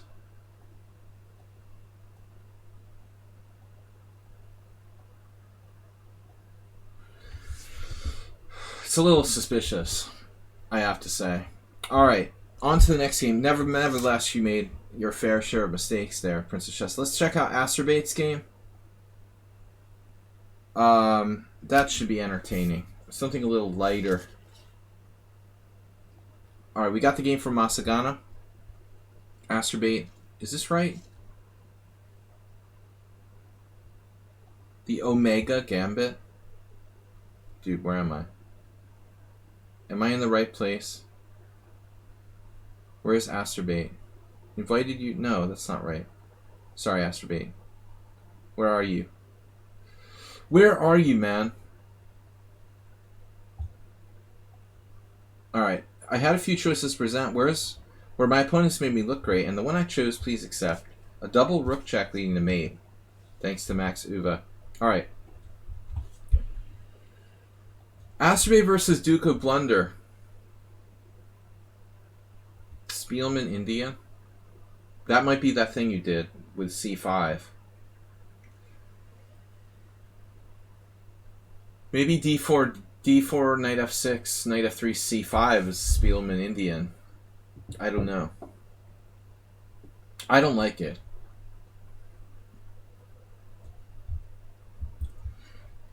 We try to tell Astrobait not to play knight f3, to play d4. When you have the opportunity to establish the ideal pawn center, you should really play for that. But this is Astrobait's pet variation. Now d5. Astrobait playing like a true 19th century attacker with the exchange variation. Not for the faint of heart. In the spirit of the great Joseph Henry Blackburn, that was the way to play back in the day. People were frustrated. They wanted to attack 100 plus years ago. They wanted to attack. Who wants to play some closed position? That's not fun. So we open it up. E takes d5, e takes d5. The problem is asymmetry. It opens the position, but it's totally symmetrical. I mean, one of the keys to playing aggressively is to create imbalance in the position. If you can't create imbalance, it's hard to get an exciting position. So Astrobait just goes straight into like a mainline exchange variation. It's going to be hard to get a dynamic game here. Knight f6. And now, the move of the year. Bishop e3. Triple exclamation point. Blocked by both pawns and clogging the e-file. It's a good defender.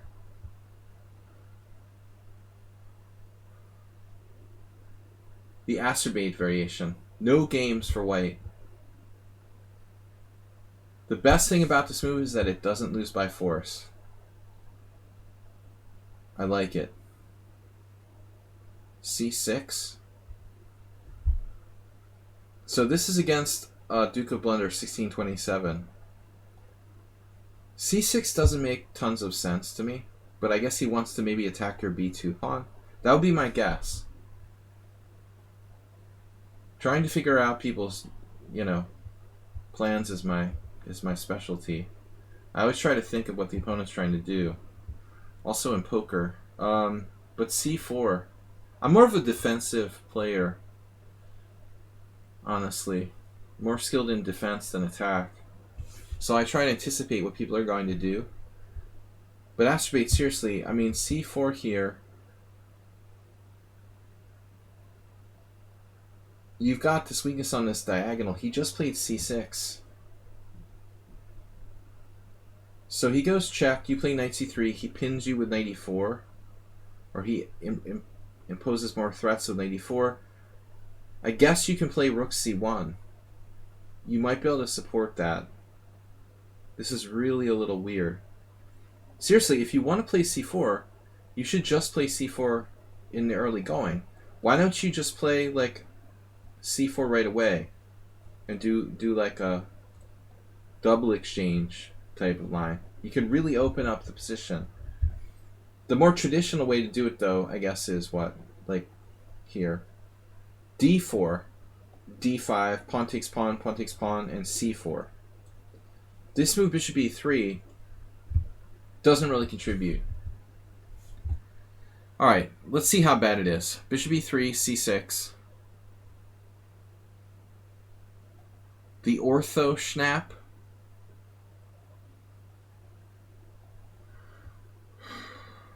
I don't want to know. I really don't want to know, Warnacki. I don't do that.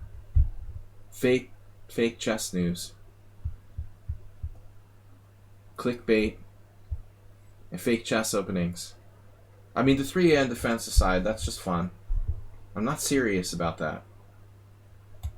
C4. Bishop G4. Dude, how passive. Heikki played this when he was a youngster. It's funny, I played these guys together in a tournament in Bermuda in 2003. And there they are playing each other in 97. 6 years prior. Heikki. I would play Heikki twice and Berg just once. Heikki came to Budapest too. He was kind of an odd bird. But I don't know. I like Heikki's move better. There's a concept that I haven't ever explained much. It's still in the works. If I ever write a chess book. But I would say there's something about balancing your development from one flank and the other. If you play bishop e2, you're like heavily weighted toward kingside, more heavily weighted toward kingside, but it feels like knight c3 is sort of balancing our development. Somehow I like that move better. I don't know. Knights before bishops is another really instinctive thing. And I don't think that bishop takes f3 is a threat. He also doesn't have any way to increase the pressure on that pin. So I think you're rushing with bishop e2 here. This is a threat. I want to cover that and play knight c3. I don't mind this too much. But what happens if he like takes now and he just like eats your pawn on c4?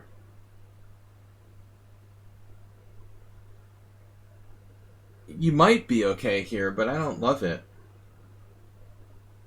Your bishop is overloaded. You're like trying to protect f3 and c4 at the same time.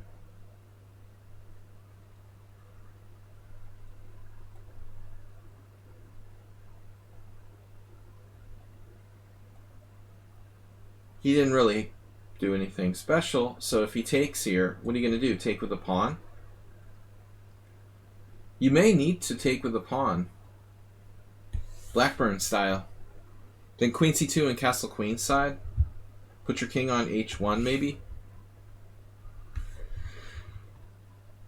It's not a good pawn structure. Blackburn did that with white, but he didn't play c4. You're like playing all over the place. You're on the king's side, you're on the queen's side. Make up your mind, man. Alright, bishop takes f3, g takes f3. That's analysis variation. Instead, he does what? Knight c3 castle, h3. Alright. Now, Asri, what was your intention here if he takes? You're forcing him to take? What are you going to do? Are you going to do this? Like, give him this pawn? Oh, man, I just skipped forward. You see, that's why my Sharknado score is so low. Plus this crappy mouse. My good mouse is downstairs. Alright. Sorry. It's an extra mouse button. I just hit it by accident. A mouse button I don't use. H3. On the side of the mouse. Once in a while I accidentally hit it. Astrobate, what are you going to do? Are you going to take with the pawn here? Where's your king going? Is it safe over there?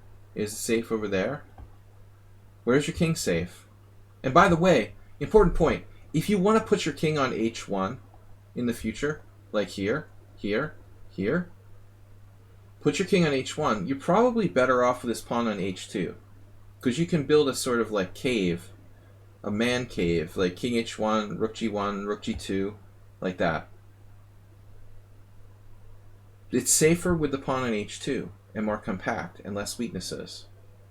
If you must play with king, you know, with the doubled pawns over there, I'd prefer not to play h3 and defend with like rook g2. Anyway, advanced doubled pawn concepts.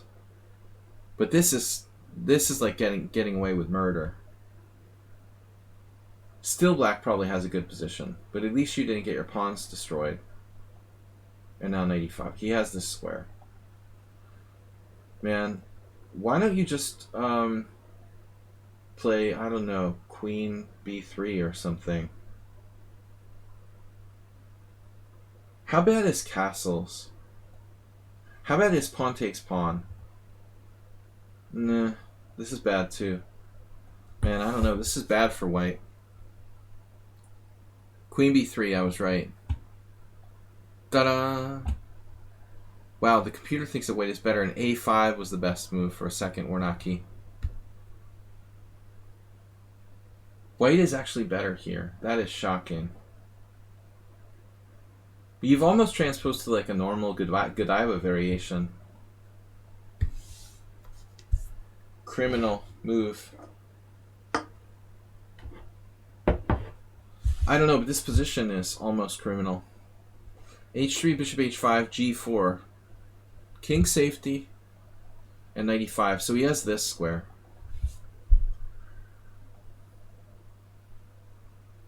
He's just Mr. Solid. What should black do? Here? And then f3, right? Maybe it's overrated. Maybe I'm right, I'm wrong. You know, maybe he is right to play knight on bd7. Computer said what? Knight e4 was best. With the c3 square. You probably have to play queen c1 or something. Actually, how do you defend that? You're going to lose the exchange? No, you have knight g6, luckily. What happens here? Bishop a3, knight g6. Bishop c1. Yep. Knight f8, bishop e3. Oops. And you lost what? You don't lose anything there. That's weird. Pawn takes pawn, and you're okay. Amazingly, that works out. Alright, we got game. Knight on bd7, knight g6, f g6. A risky move. I don't like this diagonal. hg6 is safer.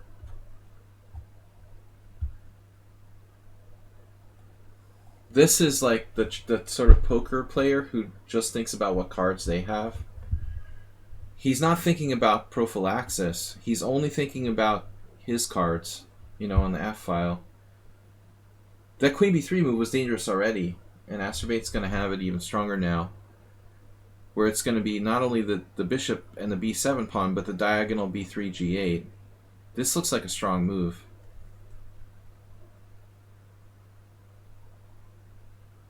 You can put more pressure on black with maybe bishop f3. I'm concerned about your king, though.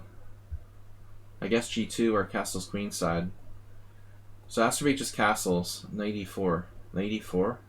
This is just ridiculous. So the position is maximum interesting. White has the bishop pair, but his king side's weakened. It looks like a Slav. And the guy just like randomly plays knight e4.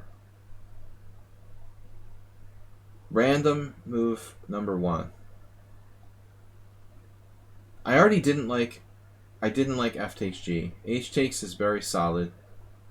Good Slav for black here. Really good Slav. And he does this. But this move is crazy, man. Knight e4, takes, weak pawn. Rolling center. 2 bishops. The king is completely safe on g2 now. And the bishop's on b4 for no reason. Just a target. Great game for white. So Astrobate's playing for tricks. But it probably wins. I mean, he's just going to like check and take on b7. The guy just dropped a piece. I mean, never would have saw that coming. He played f takes g. Easy money. Now you take the pawn.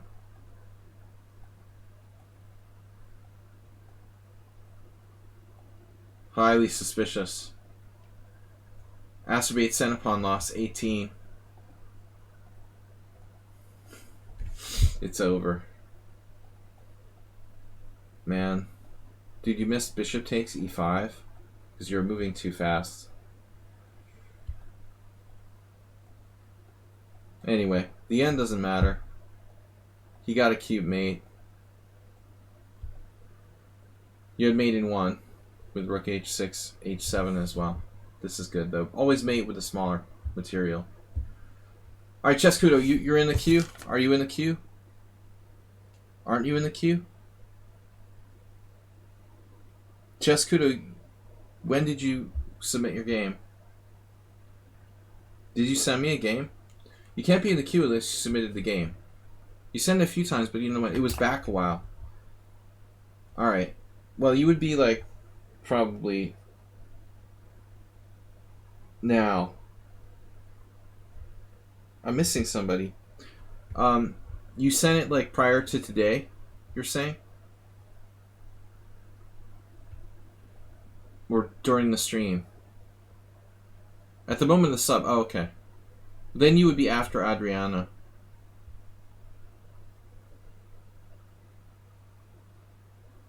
I guess you're after Adriana. But why don't I see it? Why don't I see it in my messages, Jescuda? Am I missing something? Let me check. Where did you submit it? Did you put it on Twitch? No, I got it, but why doesn't it show up? That's weird. I don't understand why. Like sometimes messages just don't show up in my chat. Like they just don't go. I'm gonna do Adriana Sor first, and then the Chescudo game. All right. Inbox. Here. So this is Adriana Sor Rex versus Ice Energy Team.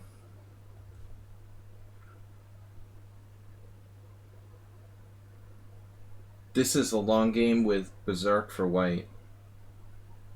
Well, black is 2400. Damn, that's a good player. Black is 2600 bullet. Very strong player. Alright. I don't know who it is. It looks like there's no identity. Let's see. Alexander Lidikov, some sort of FIDE 2300. Probably a young player if he's 2600 in bullet. Maybe untitled.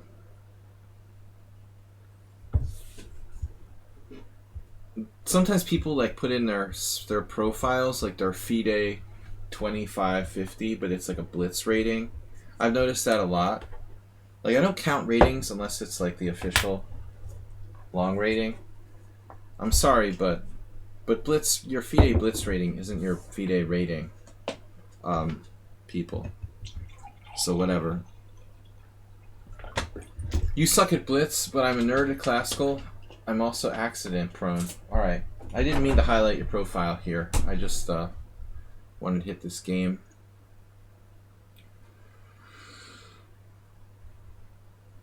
But it does look like it's a strong player. Yeah, what am I doing? I don't know. We're playing white.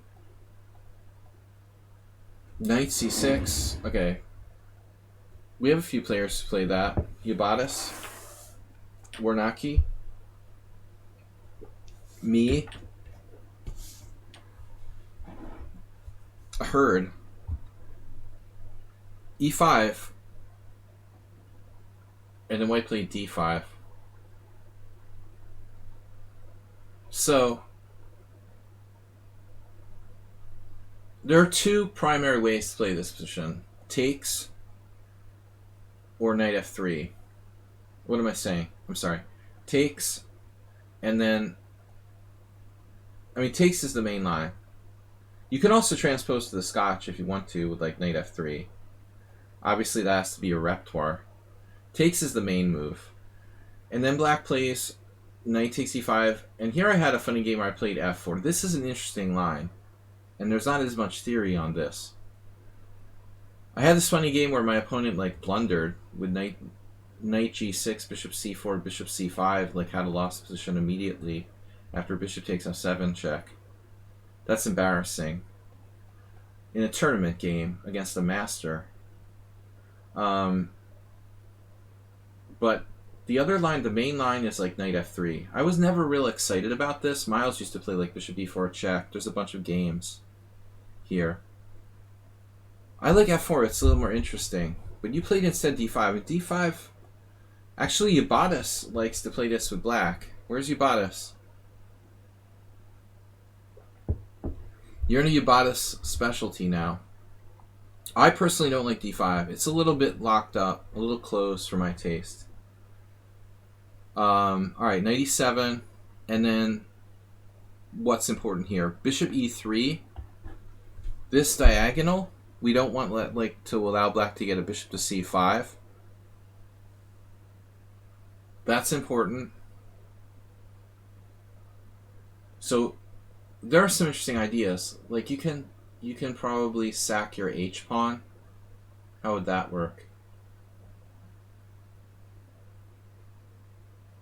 I mean, I wouldn't be surprised if you could play h4 right away. Anytime there's like a knight heading for g6, you can preempt it.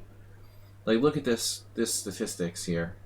Janez Barla, the Slovenian IM, beat Miles in '94. You can always do h4 when it involves black trying to do knight to g6. This is experimental but strong, probably. Not everybody's taste. This looks like the main move. Then you can do h4. This is really strong too. If black has to play h5, he's not really happy because of the g5 square. The g5 square is a big problem. You know, he'll never be able to really fight for that square without playing f6. So this is definitely unpleasant for black. Alexander Ivanov versus Joel Benjamin, 1996. You know, I don't know. So that's cool. You played knight f3, black played knight g6, and now you played c4. And c4 is a classic mistake. This is just like Yabatis' game. Well, a little like Yabatis' game from earlier. I mean, this is probably not a bad move. If you must not play h4, you put the bishop on this diagonal and take away their bishop c5, probably. They could still do like bishop e4 check, c3, bishop e6, but I suspect, trying to play here, I suspect that's somehow kind of risky. You could mess them up with maybe d6 or something weird. I don't like c4.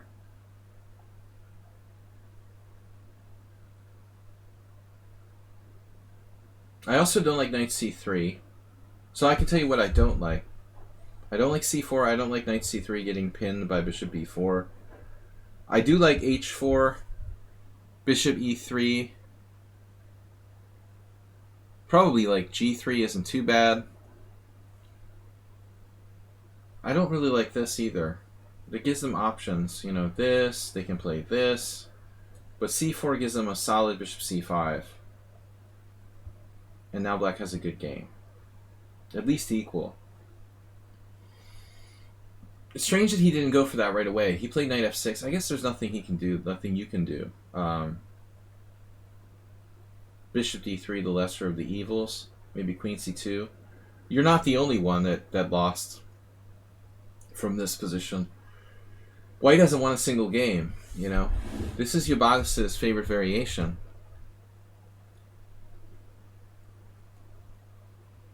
Lesser of the evils. Best diagonal. Zlatko Martic. Now I know what to play against him if I ever face him again. If we live through the pandemic. That guy's really solid. Unable to beat him when I was black.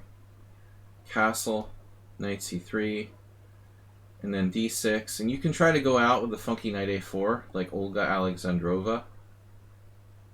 I don't know. I guess. That's why a lot of people here played a6. Alexander. Arnadov, Ulko. These are all good players. Shaba. It looks like a6 is better. Also a5 is possible. While we're at it. The Bone. Played a5. So it looks like black's move slightly inaccurate, allowing you to play knight a4. At least you could eliminate that bishop. What happens if bishop b4? It's like stupid, okay. Yeah, knight a4 is a good move. You played a3 like trying to set up that, but now he can just like stop you. So this is something at least. b4. If only you could play c5 somehow. But black has a really good gioco piano here. I don't know, for lack of a better word, I don't know what to call it. Just a really good position. Knight g4, attacking f2. There's stuff with like knight h4. Yabadis has won a lot of games. This is like slow. I can't believe that was actually played in a game. That's unbelievable. a4. I mean, a4, it's a move, but it's slow.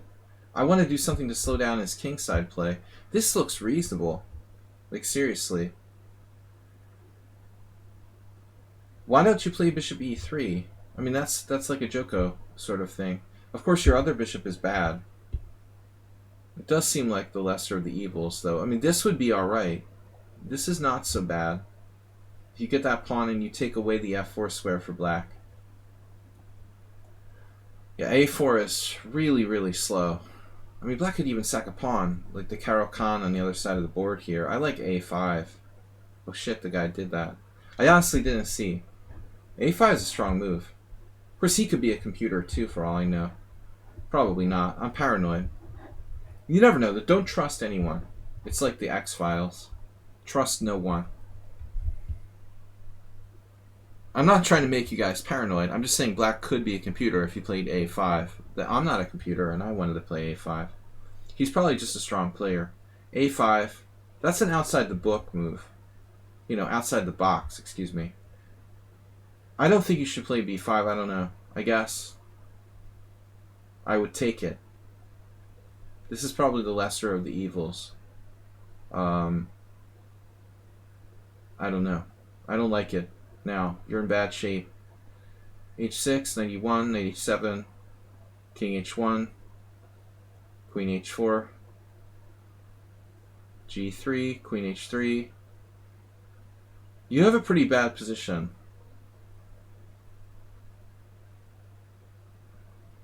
Interesting defense, though, with knight g2. It's important that you took control of the f4 square. Like, I'm not sure he played this right. I think he was just going with the standard plan he's used before, but what about other stuff? Could he have done anything more aggressive, like knight g4, trying to sack here? I've seen games like that in the Joko. Seriously. Does this not work? I mean, is this crazy to do this and try to play f5? Just doesn't work. Damn. Because this bishop gets traded off. We don't really want to do that. It's close to working, though. I would spend some time thinking about it. Alright. No, it's a shame he doesn't have something better. Though h6 seems a little slow. Standard plan. Yeah, you bought us a suggestion of knight h5. You know, this works, obviously, because it like takes, and takes here. He can play knight h5. The problem is that white can play g3. And then what do you do? You know, bishop h3, rook e1. And then what do you do? Do you have something with black or not? Now, it's really hard to get f5 in without allowing that acerbate's favorite, giving up your white square bishop. It looks interesting. Computer here suggests bishop g4, and you probably go bishop e2. And it's still defensible for white. So it's not easy for black to actually win by force. Knight e1. This was quite a maneuver. Maybe he should have played knight f4, given the chance here. I vote for knight f4. Still you have this sort of thing, with maybe bishop e3. Anyways, alright, let's see what happened. So here, here, here, here. Queen h4 is experimental. I feel like positionally black should be playing for f5, even if he has to change the white square bishops. I mean, he wants to have pressure down this line. This is a complicated position. Nice defensive play by white with knight e1, g3, and knight g2. And that's not easy to find. Knight g5, f4.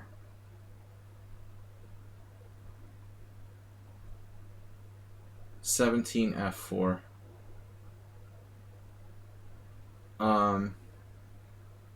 He's gonna hit you with bishop g4, right? He didn't play bishop g4. Wow. You just have bishop e2. Damn. That queen is looking funny on h3 now.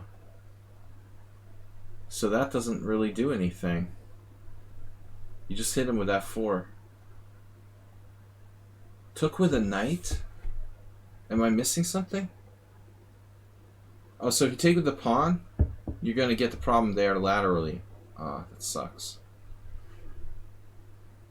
So that sucks. I mean, we want to play pawn takes, but black has bishop g4.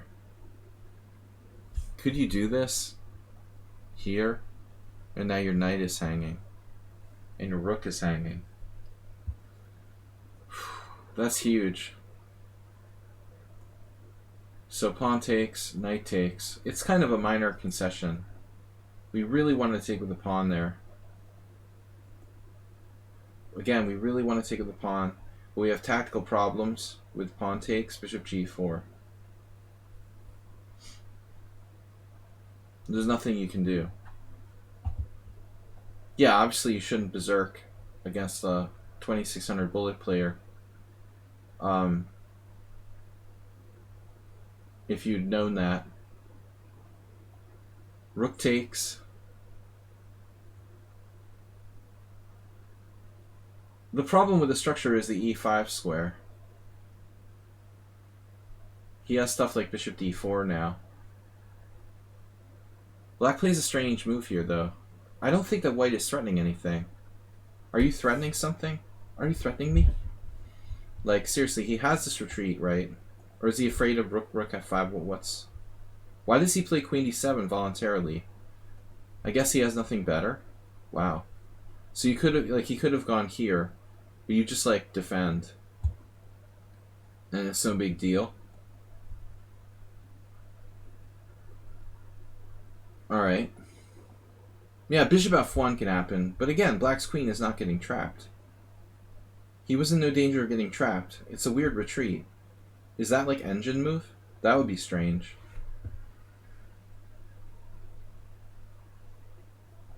That's a little disturbing.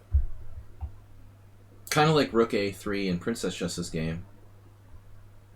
You know, I don't understand why black is playing queen e7 here. I guess he's threatening knight h3. Okay, it's not obvious. I'm looking at this from white's side.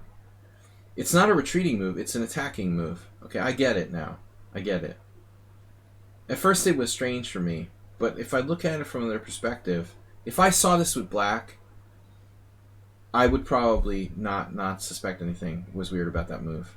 It's actually logical. You know, he's clearly threatening knight h3, like winning by playing that move. Rook h4 here.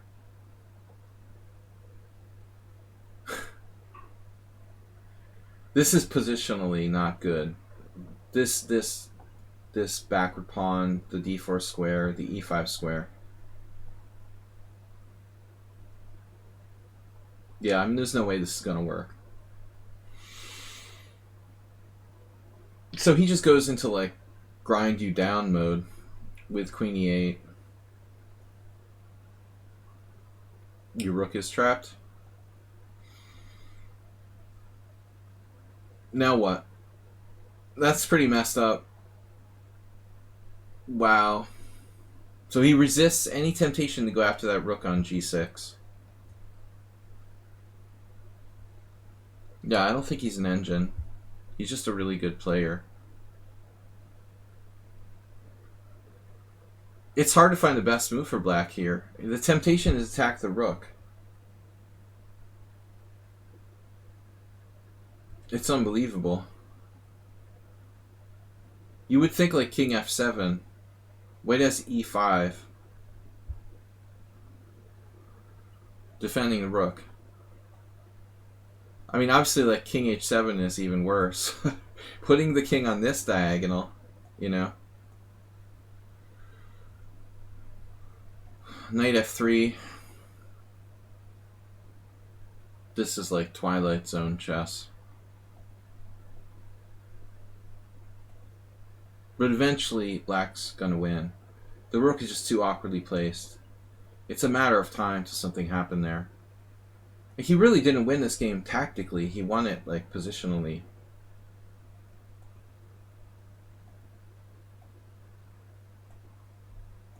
I mean, for all I know, black could be an engine, but I suspect he's a human who's just really good. And that's it. He takes the rook. He doesn't take the rook here. I would just take the rook. This is even more brutal. Bishop f1, engine number 1 move.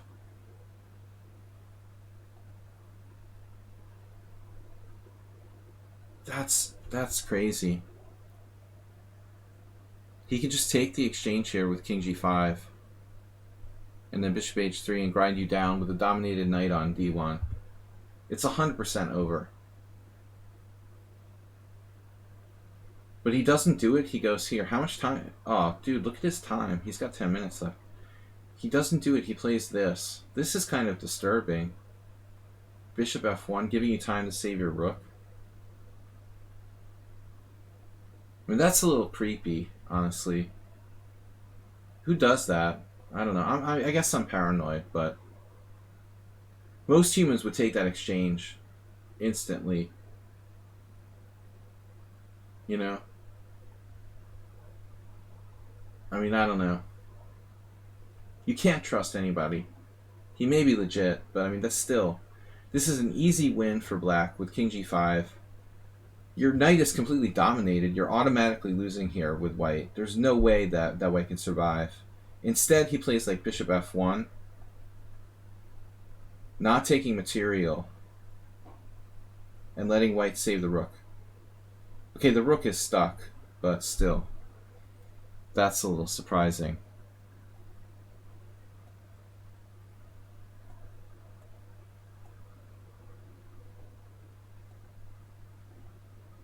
Look at this move. I'm definitely playing rook f8. I guess it doesn't matter. He didn't play the number one choice of Stockfish, though. He played bishop takes a4. Whatever. We can't be completely paranoid. We got to give some strong players credit for being strong players. That was a really impressive game by Black. He did make 3 mistakes, apparently. I don't know. All right. So you learned your lesson in the opening there. Guys, I got to go pretty soon, so we're going to get through the rest of the games. Chess Kudos next. Opening is important. A lot of people get stuck with that variation. That's why Yabatis here is playing it all the time. Where's Chess Kudo? No, I'm not sure he's an engine. He may just be a legitimate player. I'm just saying that one move is surprising. 90% of strong players would have taken the rook. It's an easy win. There's nothing to think about. You know? For me, that's a weird moment. And when you try to detect if people are cheating and stuff, I think you have to find these sort of suspicious moments. Put yourself in the mind of a strong player. What would a real human player do in this position? You know, would they really play bishop f1? I mean, I don't know. Obviously, in like classical tournaments, there's going to be more cheaters than in regular. This guy claims he's a real player, rated 2300, but there's slightly less chance he's cheating than he was some random guy. But I still, you know, I would be a little paranoid, at least. But overall, I'm not at all 100% suspicious about that guy. And that wasn't the point of this game. Anyway, I make you all paranoid. We can never be too careful. Where is my game? Where is my game from Chess Kudo? Here. Oh, yeah, this is against Tricks Only. Okay. I haven't seen Tricks Only in a long time. He had played me a couple times on my stream. Long time ago, a couple years ago. He wasn't streaming much. I think he's pretty close to getting a GM title. Okay, so Tricks Only with a good score against Chess Kudo. Tricks is playing white. Stefan Kuipers. E4, D5. Chess Kudo likes the Scandinavian. I'm only 90% suspicious. Are you playing that guy anytime again soon? Your only win, this is it? Is this recent? Oh, 3 years ago. E5, Queen E5, Knight F3, Bishop G4. Bishop E2.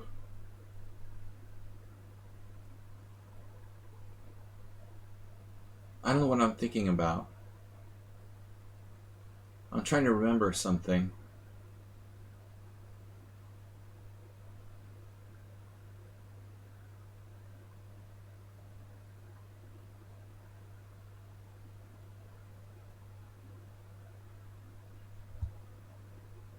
Was it you, Chess Kudo, or somebody had asked me a long time ago about this position? Somebody on my stream had asked about this position, like Bishop, Queen E6 check, Queen E2, Bishop takes. Was it this? I swear there was someone who was asking about something weird like this. Anyway.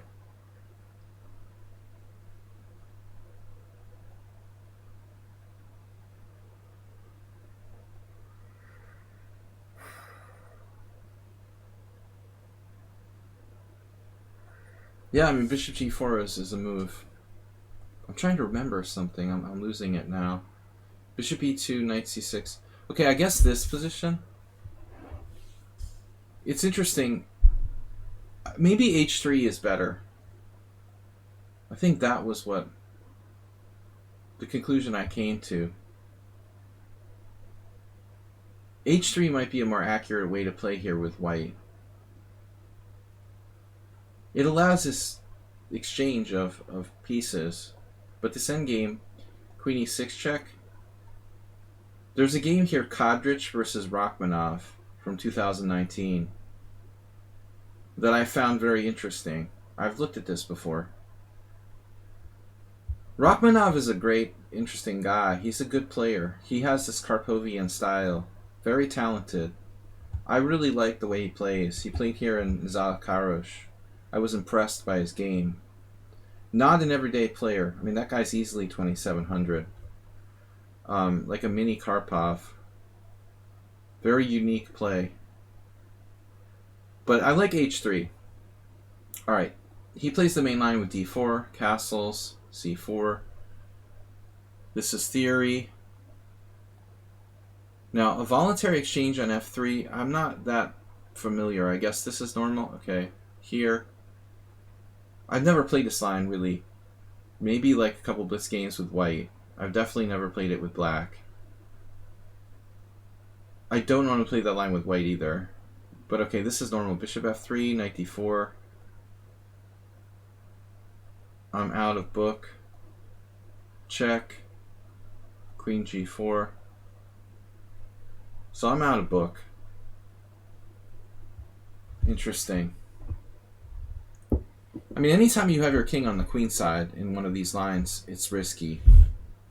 But there's not that many pieces left on the board for white to get like a full attack. So I think you're in good shape here, theoretically. It looks like he didn't play the best. What did he do wrong?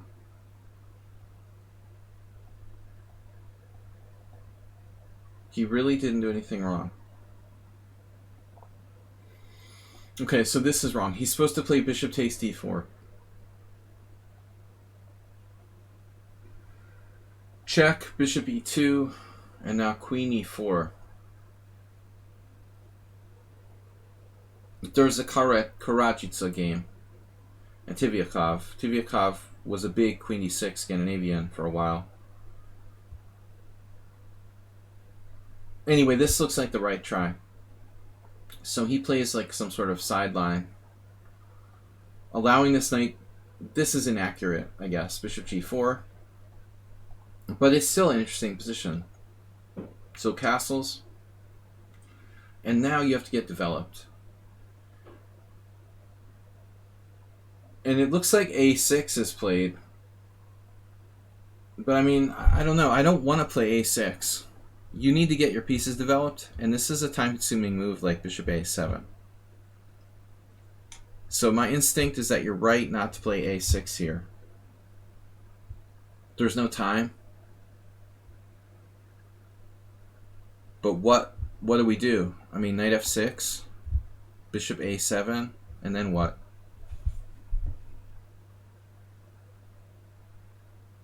If e6, bishop a7,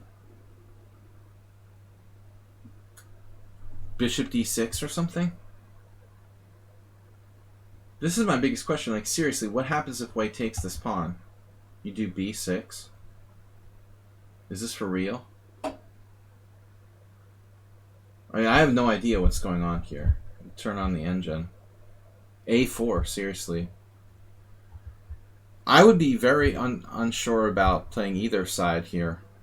It looks like you're winning with some sort of computer move, queen f5.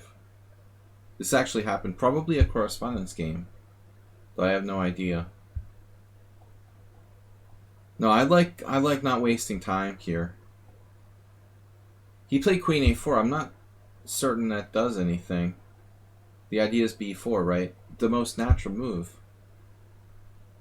What he's doing is extremely logical. He wants to play b5 and break you up, and a6 weakened your position. But he just blunders this pawn. You must take... Well, blunders it. I don't think he blundered it. Maybe he just intentionally sacrificed it. So that's 2 pawns he sacked.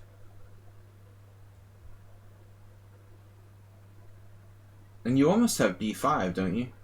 No. Never mind. Queen b4, 3 pawns.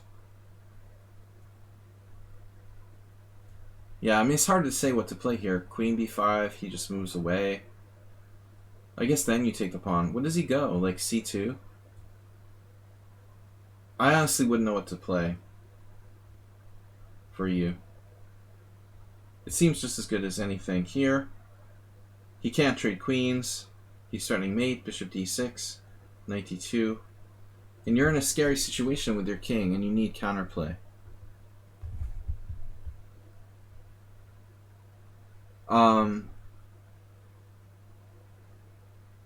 In a practical game, I mean, it feels like it's easier to play white, especially a fast, aggressive player like him. You've got knight d5, and maybe knight c6, sort of building up your defenses. That's a nice idea. I'm not sure where to put the queen. Queen h4 forces him to play a defensive move for a moment, but I'm not sure that's your best move. Although queen a5 looks bad because of knight c4. Maybe you don't have a lot of choices here. It honestly looks like the only other choice is g4. But I guess you should consider it. Though if he plays knight f3, his knight moves away from your king. So I guess queen h4 is good. You know, knight f3 would draw him away from attacking you. g3, you gotta play queen h5 or g4. I don't know which one of those squares is better. If you could trade queens, you're winning. And now what? Just knight d5? How are we going to defend the b7 pawn? Are you going to play b5?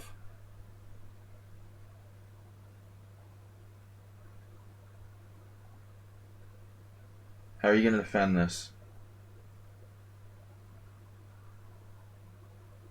So here, Trix only played a kind of weird move. I mean, bishop a7.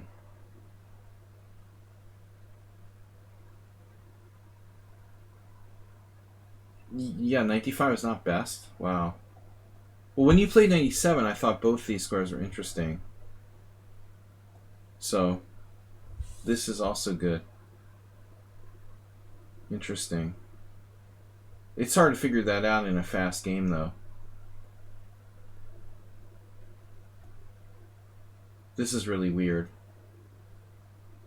But I mean, like, the engine says a4 is best. Nobody's going to play that. a4 doesn't even look like it does anything. I mean, it's a very strange move, honestly. I would not have a clue what to do. I would probably play some sort of cheapo, like, this doesn't even work. I don't know. Rook b3, maybe? For lack of a better move? Can you attack? Can he attack your b7? You know, I don't know what else to do. Okay, a4 stops b5. That's the idea. The idea is to stop b5 and prepare queen b3. So it's not true it doesn't do anything. This is really weird. I'm not sure what that does. So naturally you have counterplay now. Yeah. And so I expect him to play... He's setting up some kind of cheapo. Oh, he's trying to cheapo you with queen d5 and knight b6 mate. It's unbelievable. You get some insights into his mind. He wants to play this and then knight b6 mate. Bishop a7 is like a really sick and twisted cheapo attempt to eliminate the knight on d5. And so you defend it and threaten to create a trade of queens. Wait. Are you kidding me? Quade of queens, I said. How does this work? Of course he played queen d5. Oh, you have queen b1. Queen b1. Oops. Defending b6. It was a good tactical battle. But he's playing for too much bullet tricks. All tactics and good technique.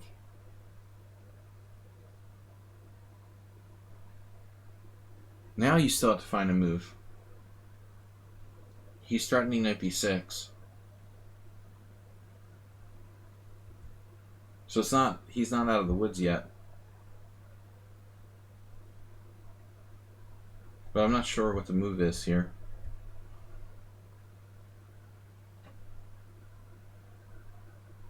This is a bit of a problem. I mean, knight b6 is still a mating threat, essentially. Or you win the queen. So you found this. Defending b6 and attacking his queen. So he resigned here. Wow. It gives your king freedom to come to d7.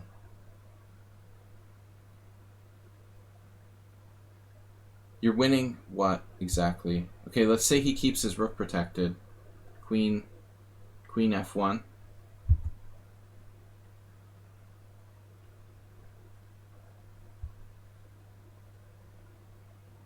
I would have at least played another move. I mean, he's got to play at least one more move. Queen f1, your queen is still hanging.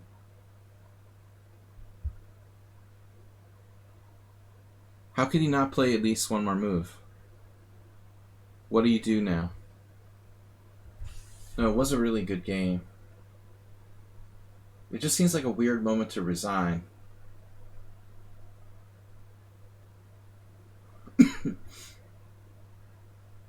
I guess you can play, like... What do you play in this position? Bishop f2 check? No. He just takes to the bishop. That's not that clear. I want to know what you play in the final position. Queen f5, apparently. I didn't see that. I was looking at queen b5. Why is that not registering? Hello? Queen f1, queen b5. Yeah, I was concerned about stuff like this. He definitely resigned early. I mean, he should not resign in that moment. You have to find this move, queen f5, which isn't that easy to find, by the way. And you're up. You're up. The exchange and 3 pawns. But if you don't find queen f5, you play this, for example. a4 could be really unclear. Queen d3. Wait, you have queen d3? No. You have queen d3? Oh, you're dropping the piece after queen d3. Queen d3, rook takes, bishop takes a7. Excuse me, bishop takes c5. I mean, this may be lost somehow. Okay, you have 3 pawns and a rook for 2 pieces. But it's, you know, not a master doesn't automatically resign here in a blitz game. This would take a lot of work for black to win. That is the safest move, probably, Warnacki. Alright, guys, good game. I'm going to be doing a couple quick games here. Warnacki. Last games for today. Warnacki, Kakatiri, and quick games. We've got about 20 minutes left.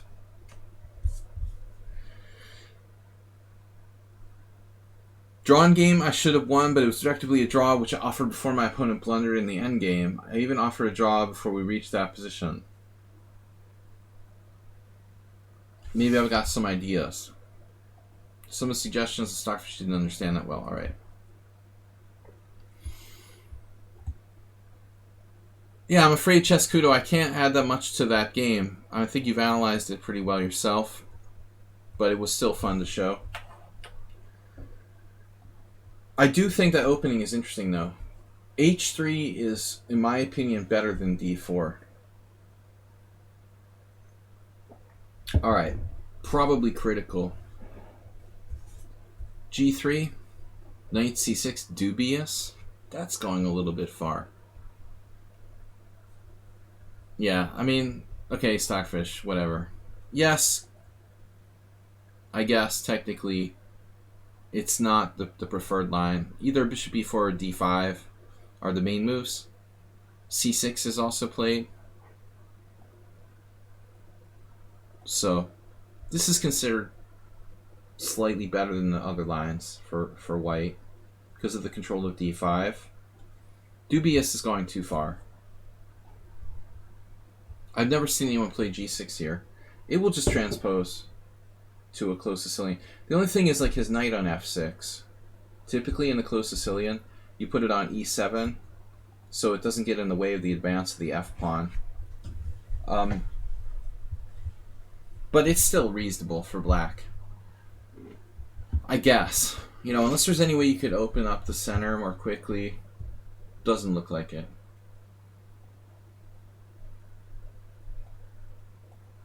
You're just transposing to a standard closed line. The argument is the knight better here, here, or here? I had a lesson with Mark Dvoretsky when I wasn't this old. Before I was an ancient dinosaur. And Dvoretsky and I spent a lot of time talking about these Englishes. Every position is slightly different depending if the knight is on which square. Knight h6 is not so stupid either. But this is okay. I played a stupid game a couple of years ago in Zalakaros against some Serbian WIM, I think. where I played like bishop g5. I mean, I don't want to give up my dark squared bishop normally. I just didn't have time to prepare, so I wanted to play something that maybe she hadn't faced. Objectively, that move, it's not really a big deal. Like, bishop takes f6, black is equal. I shouldn't really give up my dark squared bishop. That's a kind of unusual line, but I suspected my opponent probably knew the theory really well. So I wanted to play, something a little different. I only got a draw against this. I don't remember her name. She was a really beautiful woman master from Serbia. Around 2300, I think. Castles. Alright, rook b1 is a main line. You don't really want to play a3 here, Warnaki. You'd like to play b4 in one move. a3 isn't really necessary. It's not efficient. After castles, we want to go rook b1. If he plays a5, then we play a3. We have to in order to get b4 in. So that's a minor thing. You don't want to do that. It's a waste of time. a3 is a waste of time. Also, this diagonal is a little dangerous. You could walk into e4. For example, what's happening here? Probably, I don't know. How's your diagonal? How's your diagonal tasting today? Is this an issue? Pawn e4, knight e4, knight e4, bishop a1, bishop g5. I mean, I'm feeling kind of tired right now. This is making my head hurt. But there's a lot of exchange sacrifices like this. Is this playable? This is actually better for white. So that's a nice little trick. That's a pretty crazy position, actually.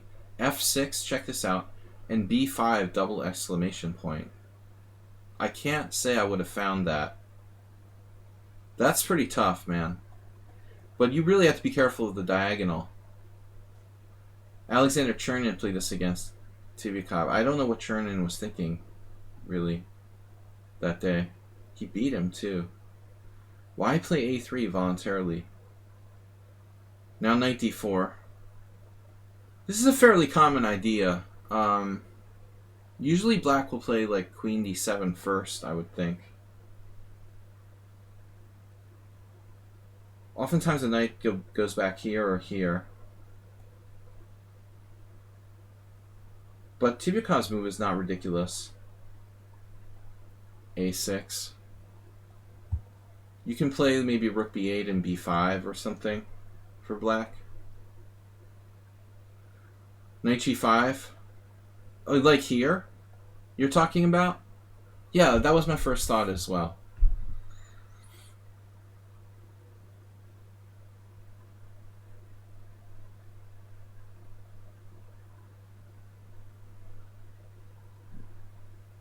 This is a weird position.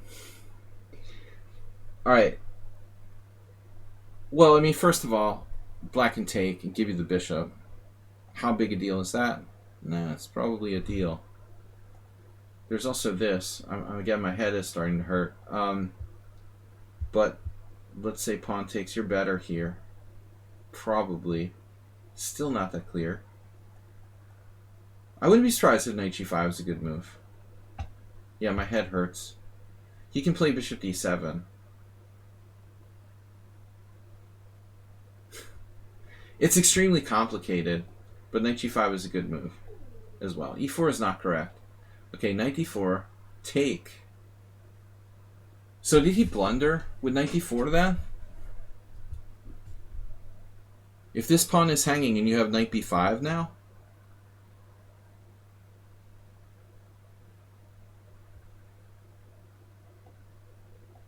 No. This is a double attack. You're threatening bishop takes b7 and knight takes d4.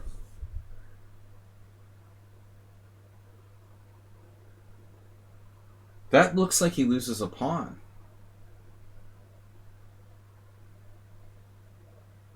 I mean, what's he going to do?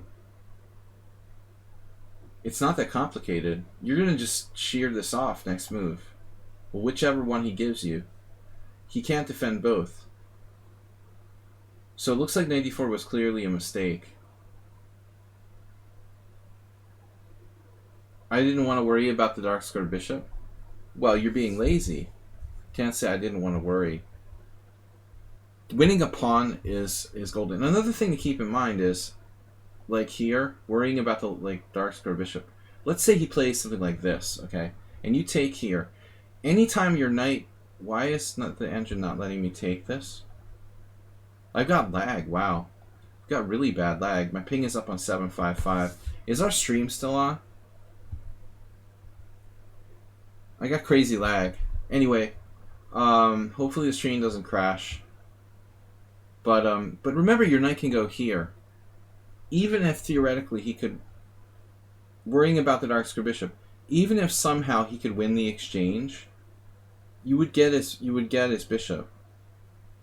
I don't know. I like white here. The dark square bishop, weaknesses around the king side.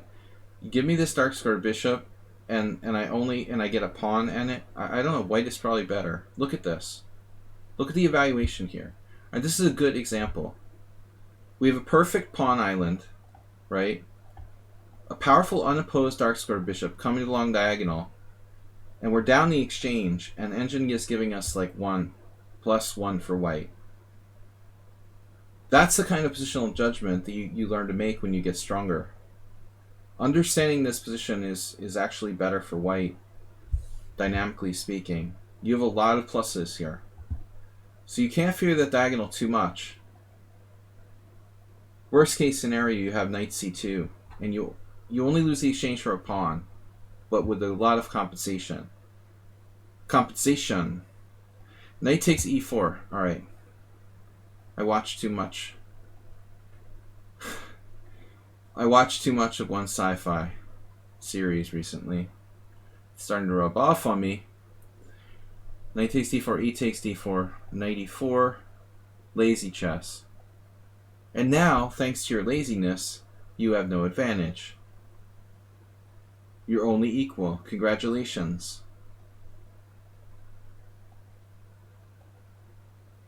A5, and that's game over. I can't believe he had the audacity to play A5 against you. The master of A5. Big question, where do you want to put this? How about D2? This is a tough decision. I'm solid with D2. With B2, I have bad news. Like, your bishop is actually kind of eating dirt. If you can play E3, you can maybe try to, like, undermine the whole thing. But it's risky to play for E3. This is way safer for you. Plus, it, like, really anchors your pawn on B4. But I think you should also consider B5.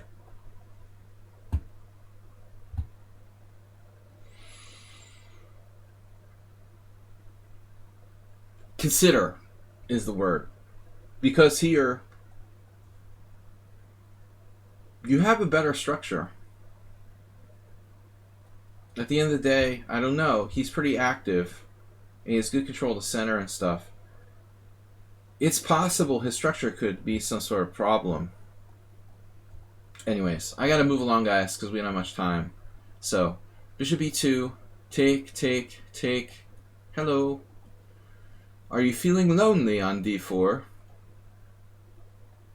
Yeah, I mean, he just blundered now. Black clearly has to try, like, queen b6. And it's complicated after that. You're threatening this. I mean, he's threatening that. You're threatening e3, maybe? It could get sharp, like e3, queen b4, and I don't really know what's going on. I guess it's not that sharp. It's probably, like, equal. I would say this is equal. It looks like queen e8 is a blunder, though, is it? He's just blundering a pawn. Hello? Free pawn. Did I miss something?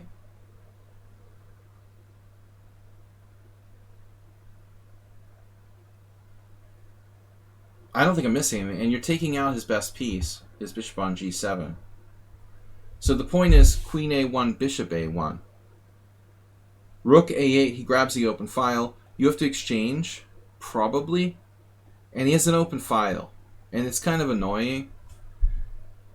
But I'll take the extra pawn for 200, Bob. You know?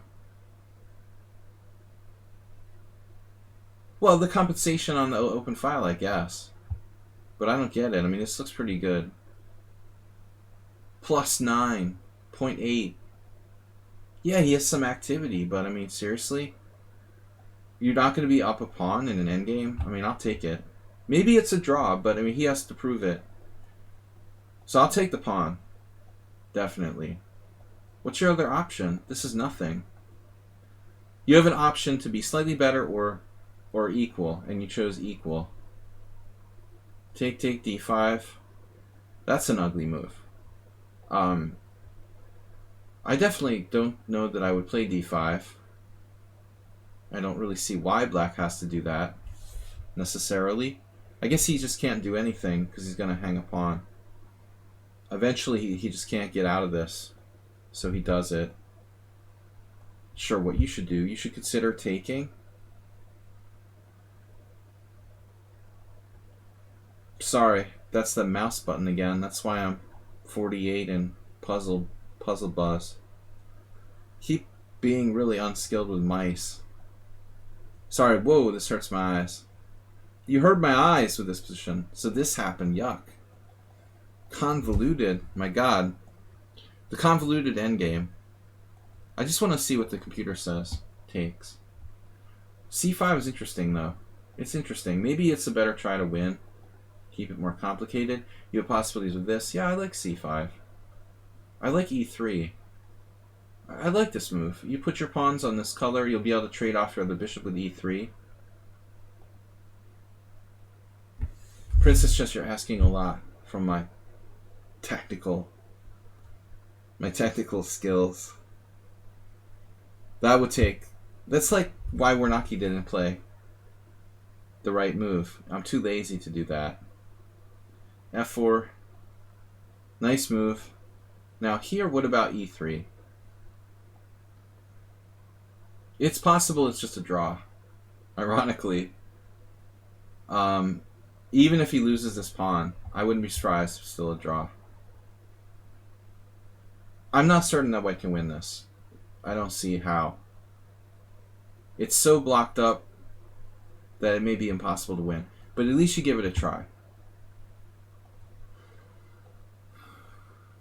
This is weird. I don't know what you're doing over here. I guess you're going to play G4.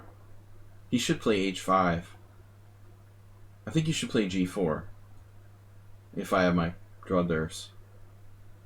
He can play H5 and trade off more pawns. The more pawns he trades, closer to a draw. He does that instead. Okay, that's kind of weird now. But I don't think... He could get in there around the side. That's not good.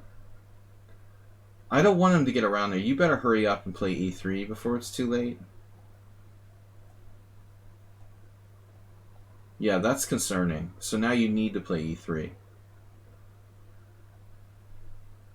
You need to play E3 now.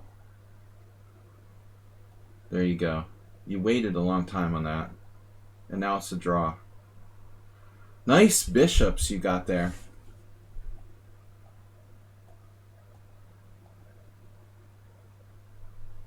Yeah, I mean, I don't imagine there's any way to win. You tried. Dude, took on H5. Yeah, it's a draw. I mean, if he just holds. You can do funny stuff like... I've done funny stuff like this, you know. Whatever. Here. And now bishop H5 and you win. So there are theoretical ways to win. If he's stupid and he lets you get this trick in with bishop H5. But this is terrible what he did. He took here. It's like suicide. He just keeps his bishop where he can protect G6. This is his only weakness. You have to try H6 and hope he makes a stupid move, and bang, you can win. But other than that, it's a draw. There's no other conceivable way you can win. This is your only trick with bishop H5. So he was like trying to win, but it's idiotic. Like he's only losing. He's going to get your doubled pawn. But you get all of his pawns. All of his pawns are on the wrong color. And you drew? What? You played g6. You're still winning, but that's a weird move. Just this or something. You're just getting one of these pawns, one or the other. If he goes to d3, you take on c6. You shouldn't play that. It's easy. g6 is not best.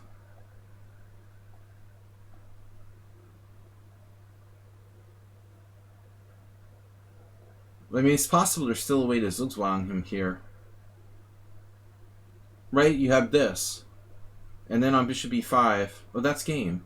So you just missed bishop d7. You still have it. I've got bad lag, guys. Sorry. The lag is really killing me. I don't know what's up tonight. We're up on 800 ping. Submit a game now. We're out of here, man.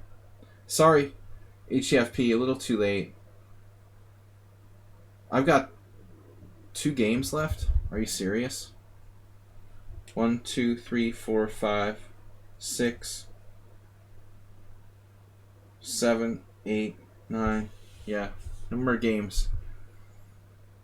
So we got Kakatiri and Sadamasa, if I can still get the internet to work. 2 rooks versus queen open endgame. Alright guys, we got no time left to do 2 games. Viewbotter, welcome. Thanks for the bots. Kakatiri is black here. I'm just going to go through these last games a little quicker. Early bird catches the worm. Not good. And g3 is not a good move. And this doesn't work. You cannot play g3 for white against the queen's gambit. You can try, but it's not good. Everybody knows that. So you're playing it like a Nimzo. That looks good. There are other ways to skin the proverbial cat, probably. Can you check out the score for black after c6? That's the most deadly score I've ever seen in like a variation that's not wildly tactical. My god. The variation of death. White's chances got better. Dude, c5 is probably a good move, ironically. c5 is not a bad move. It's a good Tarash. This is actually... Isn't this some sort of inaccurate Tarash move order? No, we're just going to transpose. This is normal. No, it's a transposition. It's a normal line. No, c5 lets him off the hook. It's just a standard position. This is better.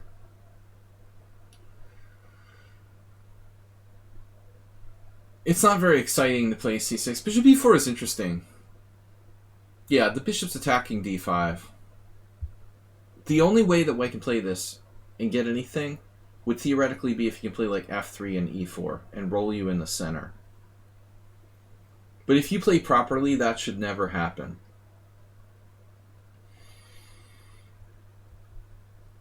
It's basically a g3 exchange Caro-Kann with colors reversed. So, like bishop g2, if bishop d6, he has bishop f4. He can play it like a Caro reversed. So you go here. I had a student who played a game in this type of line once. This is very strong. I think bishop f5. You don't want to trade off your dark squared bishop for his like dark squared bishop on f4 or something. After this, like white has nothing. He's got no minority attack. If he tries to play, oh yeah, like there was this. His opponent tried to play like a3. It would just stop it. He has no ability to play rook b1, so there's no b4. White has no play. It's really bad. g3. This is some kind of Nimzo now. Speculative. a3 feels like a waste of time, but I guess it's okay.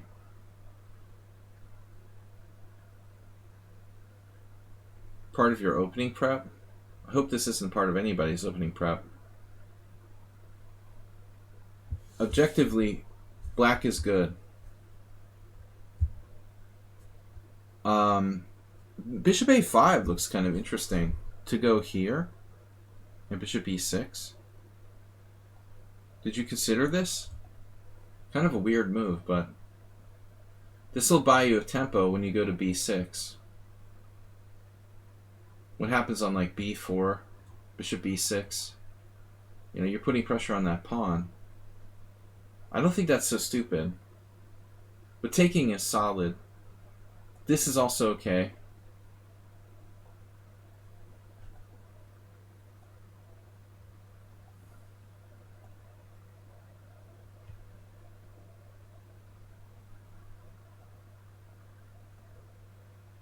Yeah, I mean, this is crazy. He can't do that.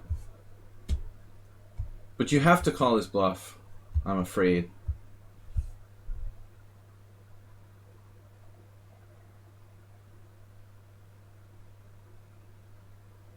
You can't be afraid to do this. You're winning a piece for 2 pawns. I'm pretty sure you've got to do this. There's no way that white is okay here. I don't believe this.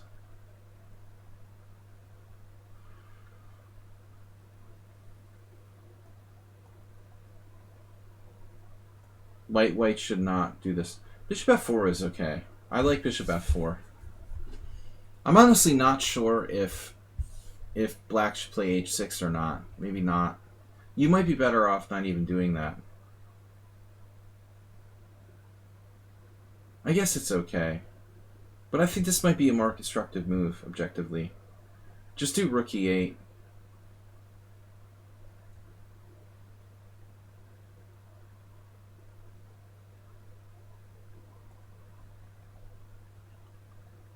Although, you know, you may want to play bishop f5 first in the future. As we saw in the other line. This is probably more accurate.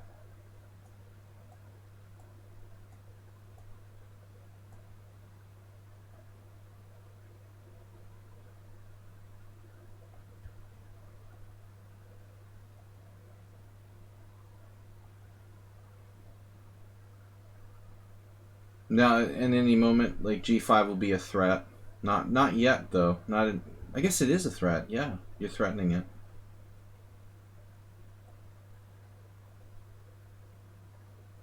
I mean, it looks dubious for white. I would play e3.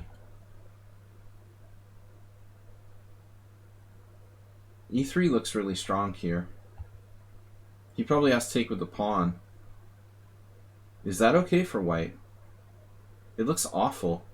Like a5, bishop c3, takes, and then you just take here with the massive structural advantage and an extra pawn. Yeah, this move like plays itself. That's just a disaster. I guess you can play it next move. You can play it now. Still good.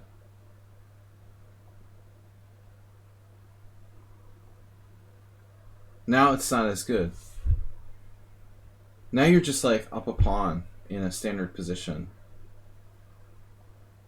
Not standard, but I mean a normal-ish position where you're clear pawn up. Why is white not castling? Why did he need to play e3? He's afraid of e3 now, but it's not as big a deal as it was.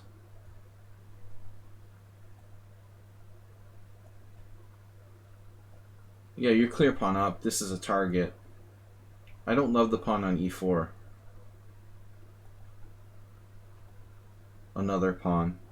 And he has no counterplay. And now transfer the bishop to d5. That's strong. A good idea. It blocks his d-file play. That's game over. Without that file, he's got nothing. And then you're just like 3 pawns on the other side. That was a very strong maneuver. You played f5. But I mean, there's no need to play f5 yet. He's not even attacking it. He's only attacking it twice. So the main priority here should be to mobilize the queenside majority. I guess you wanted to move your queen and you're tied down to that pawn. But it doesn't matter, like queen b3 or something. You're threatening another pawn now. And you're making way for the pawns. It should be easy win. I don't like opening up your own king. It's still good though.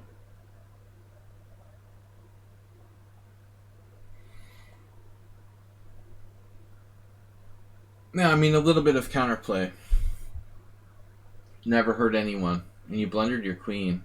So rook b1. Rook b1 changes the story a little bit. I guess he's toast after that. Toast with the mostest. Just weren't careful. That's all. Just a blunder. And it's the two rooks versus the queen is awkward. And we wish we hadn't played f5, probably. So this is really tough, keeping the f5 protected. Maybe we just have to write that off and assume we're going to lose f5 and just get our queen side. I wouldn't even bother trying to protect f5. Maybe we can just sign it off. Try to get the queen side moving with b5.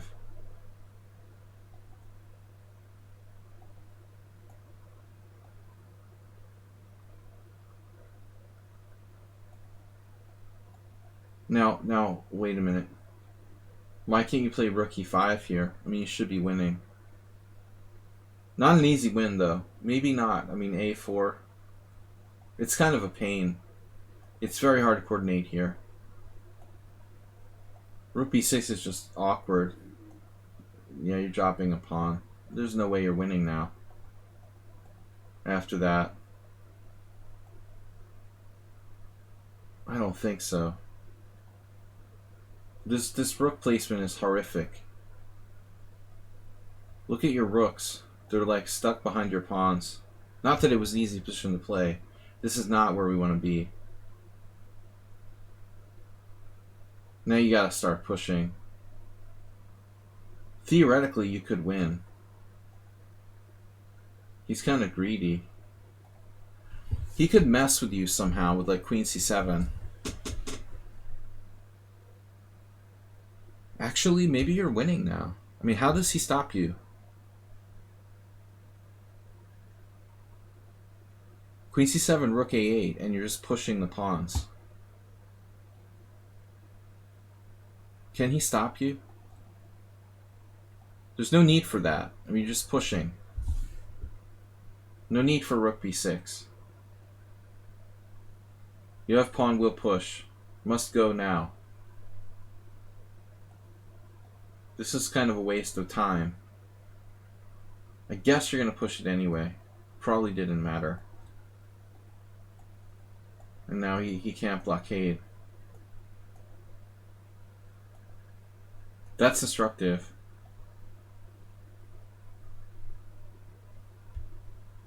The question if he get a perpetual or not. He's close to perpetual check. I don't think he has it. That's just in time.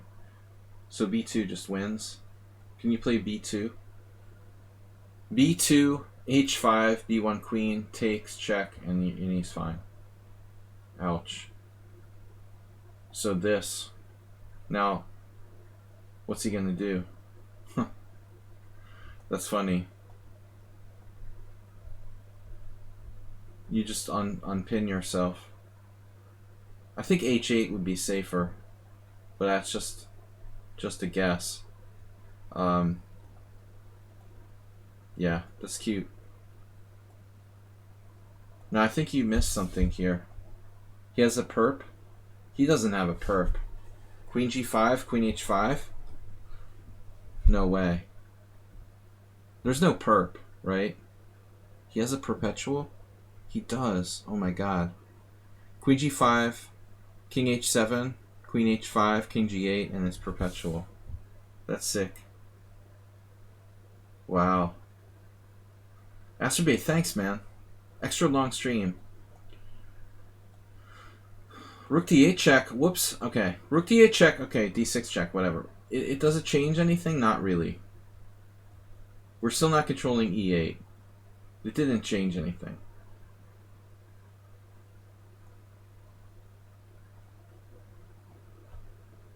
That's crazy. It's not a perp. Oh my god, all the time you had this. You tricked me. So you didn't need it.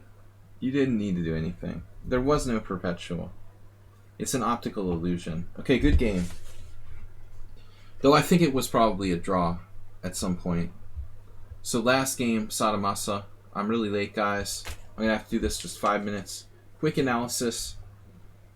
First come, first serve basis. Thanks, Astrobate. This is our last game for today. This is against lichess, player I never played.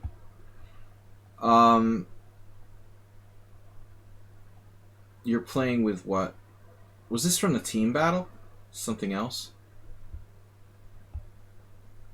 3 weeks ago. Could have been a team battle game. I'm not sure if they played in our team battles. Black resigned.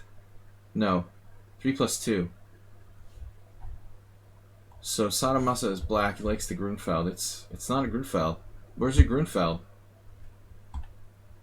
D4 F5, the Dutch. Fianchetto. I like the Leningrad best. If you must play the Dutch, play the Leningrad. I know this variation the best. I used to play against it, against a really good player. We had a lot of games. I have a lot of experience playing white in this line. This particularly with c6. Queen e8 is considered by many to be the main line. Main line. Now e5. I have... What? Wow.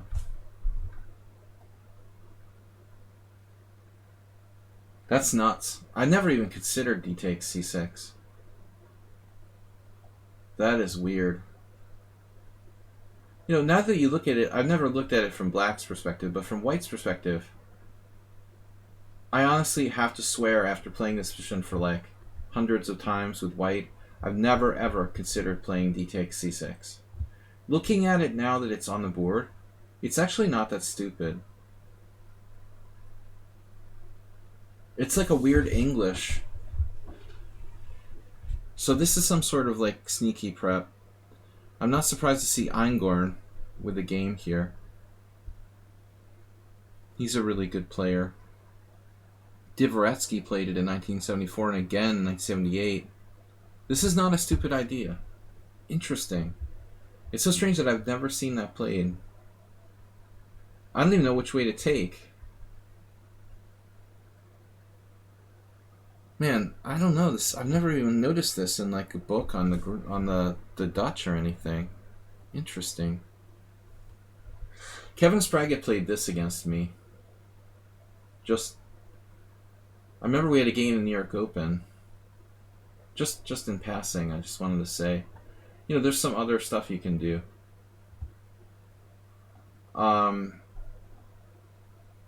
Interesting move by white. Again, I don't know which way to recapture. B takes is hoping to play e5. Wow. She just played c5 right away. This looks like a game I had with Aldous, though, with colors reversed. Makes you want to play d5. Man, that's a novelty. So the problem with d5 is the c5 is e4, though, right? Shouldn't that be a mistake for white? Because you have e4.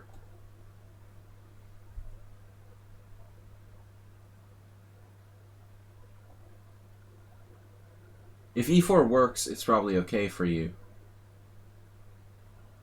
Yeah. I mean, you have a space advantage now, and that bishop on g2 sort of sealed in.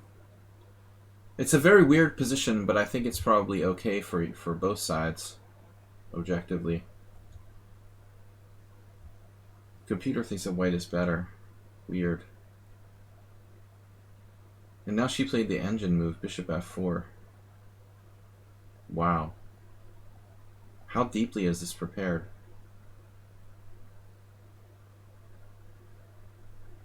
You must have missed something. Wow, okay. So this is huge. Hugely important. This is bad for you. I don't think it's that bad. I mean, it's playable. But this is her whole idea, to create a blockade scenario. You're stuck in this pawn triangle, and like you have no dark square control. The dark square is here. That's pretty cool. You gotta give her credit for inventing this. Man.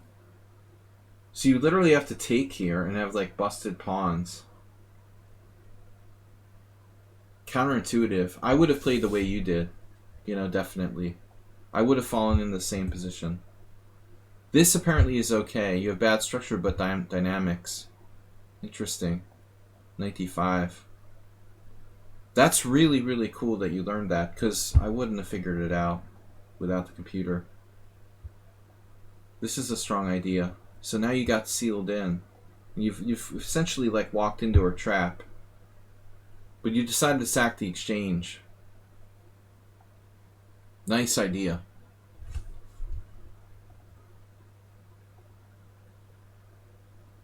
She could take this pawn.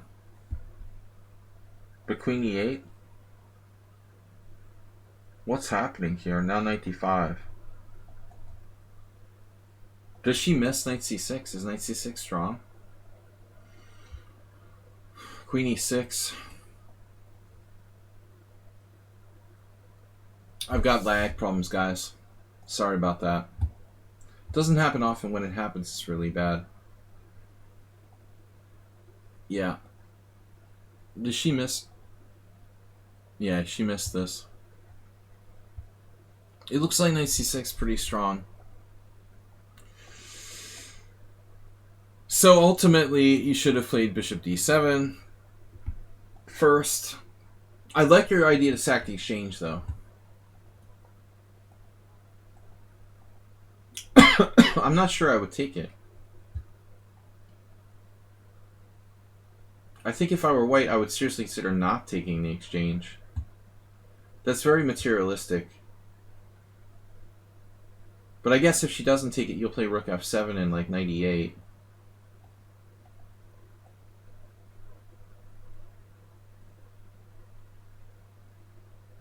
How does that work? How does b4 work? Doesn't. Bizarre. Okay. That's weird. Maybe she had some sort of hallucination. Well, I mean, I guess there's nothing better. I mean, the pawn's falling anyway. You could play like knight a4. Black has some compensation. But I don't like her structure here.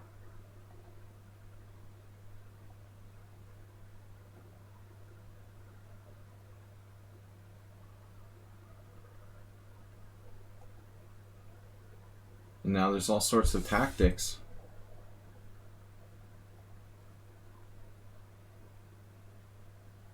But basically, you have strong center. It's like the game that I was talking about with Warnacki. You sack the exchange, you have a pawn for the exchange, and a good structure.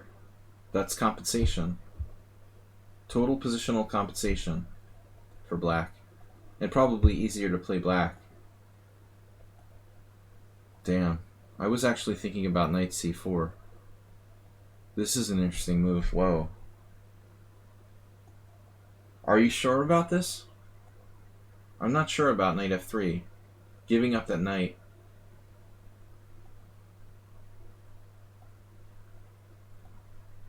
Whoa, whoa, whoa, whoa, whoa. What's happening here? Queen d1, queen e7. Now, why doesn't she take this pawn? Am I missing something? She's going to lose the pawn on c5.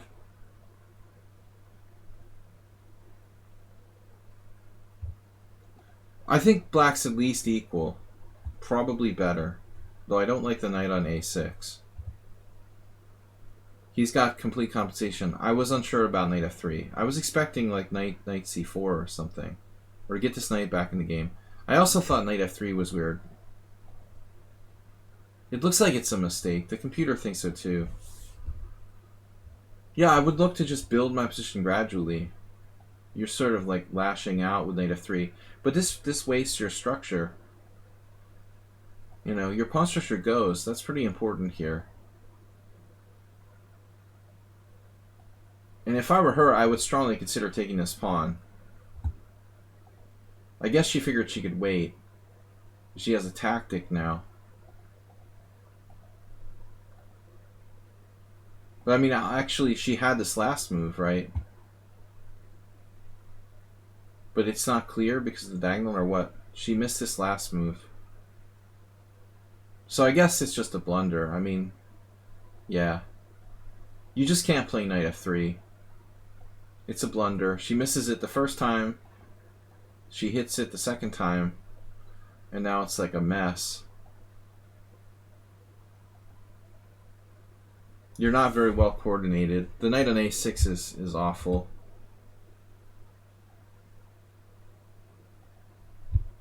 And this is bad.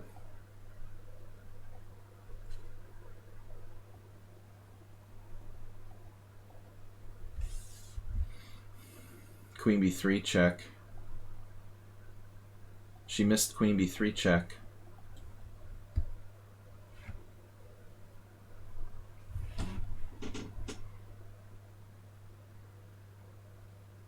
That looks suspiciously strong.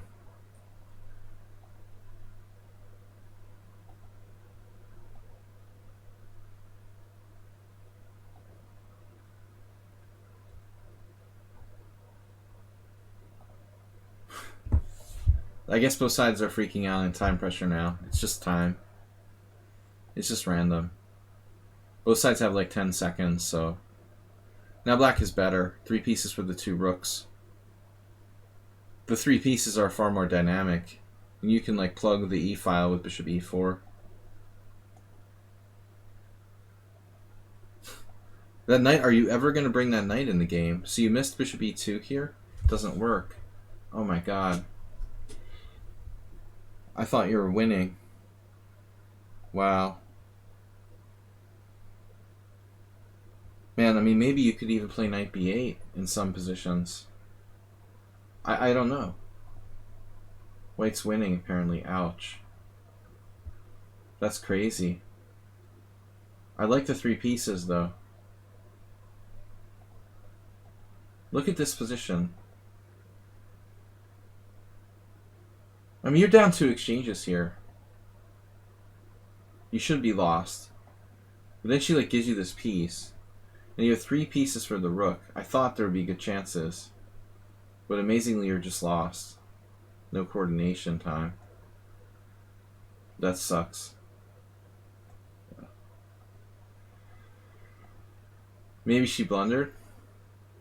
No. It's rough. No, interesting opening. Alright guys, I gotta get out of here. Thanks everybody for watching. We'll see you tomorrow morning at 11 a.m. We're going to be playing Blitz and taking challenges from 11 o'clock CET here on lichess and Twitch. Thanks everybody for submitting the games. International Master William Paschall closing off the stream. Thanks Asterbay for your support. Thanks Mr. Coffee for modding. We'll see everybody tomorrow morning. Bye-bye.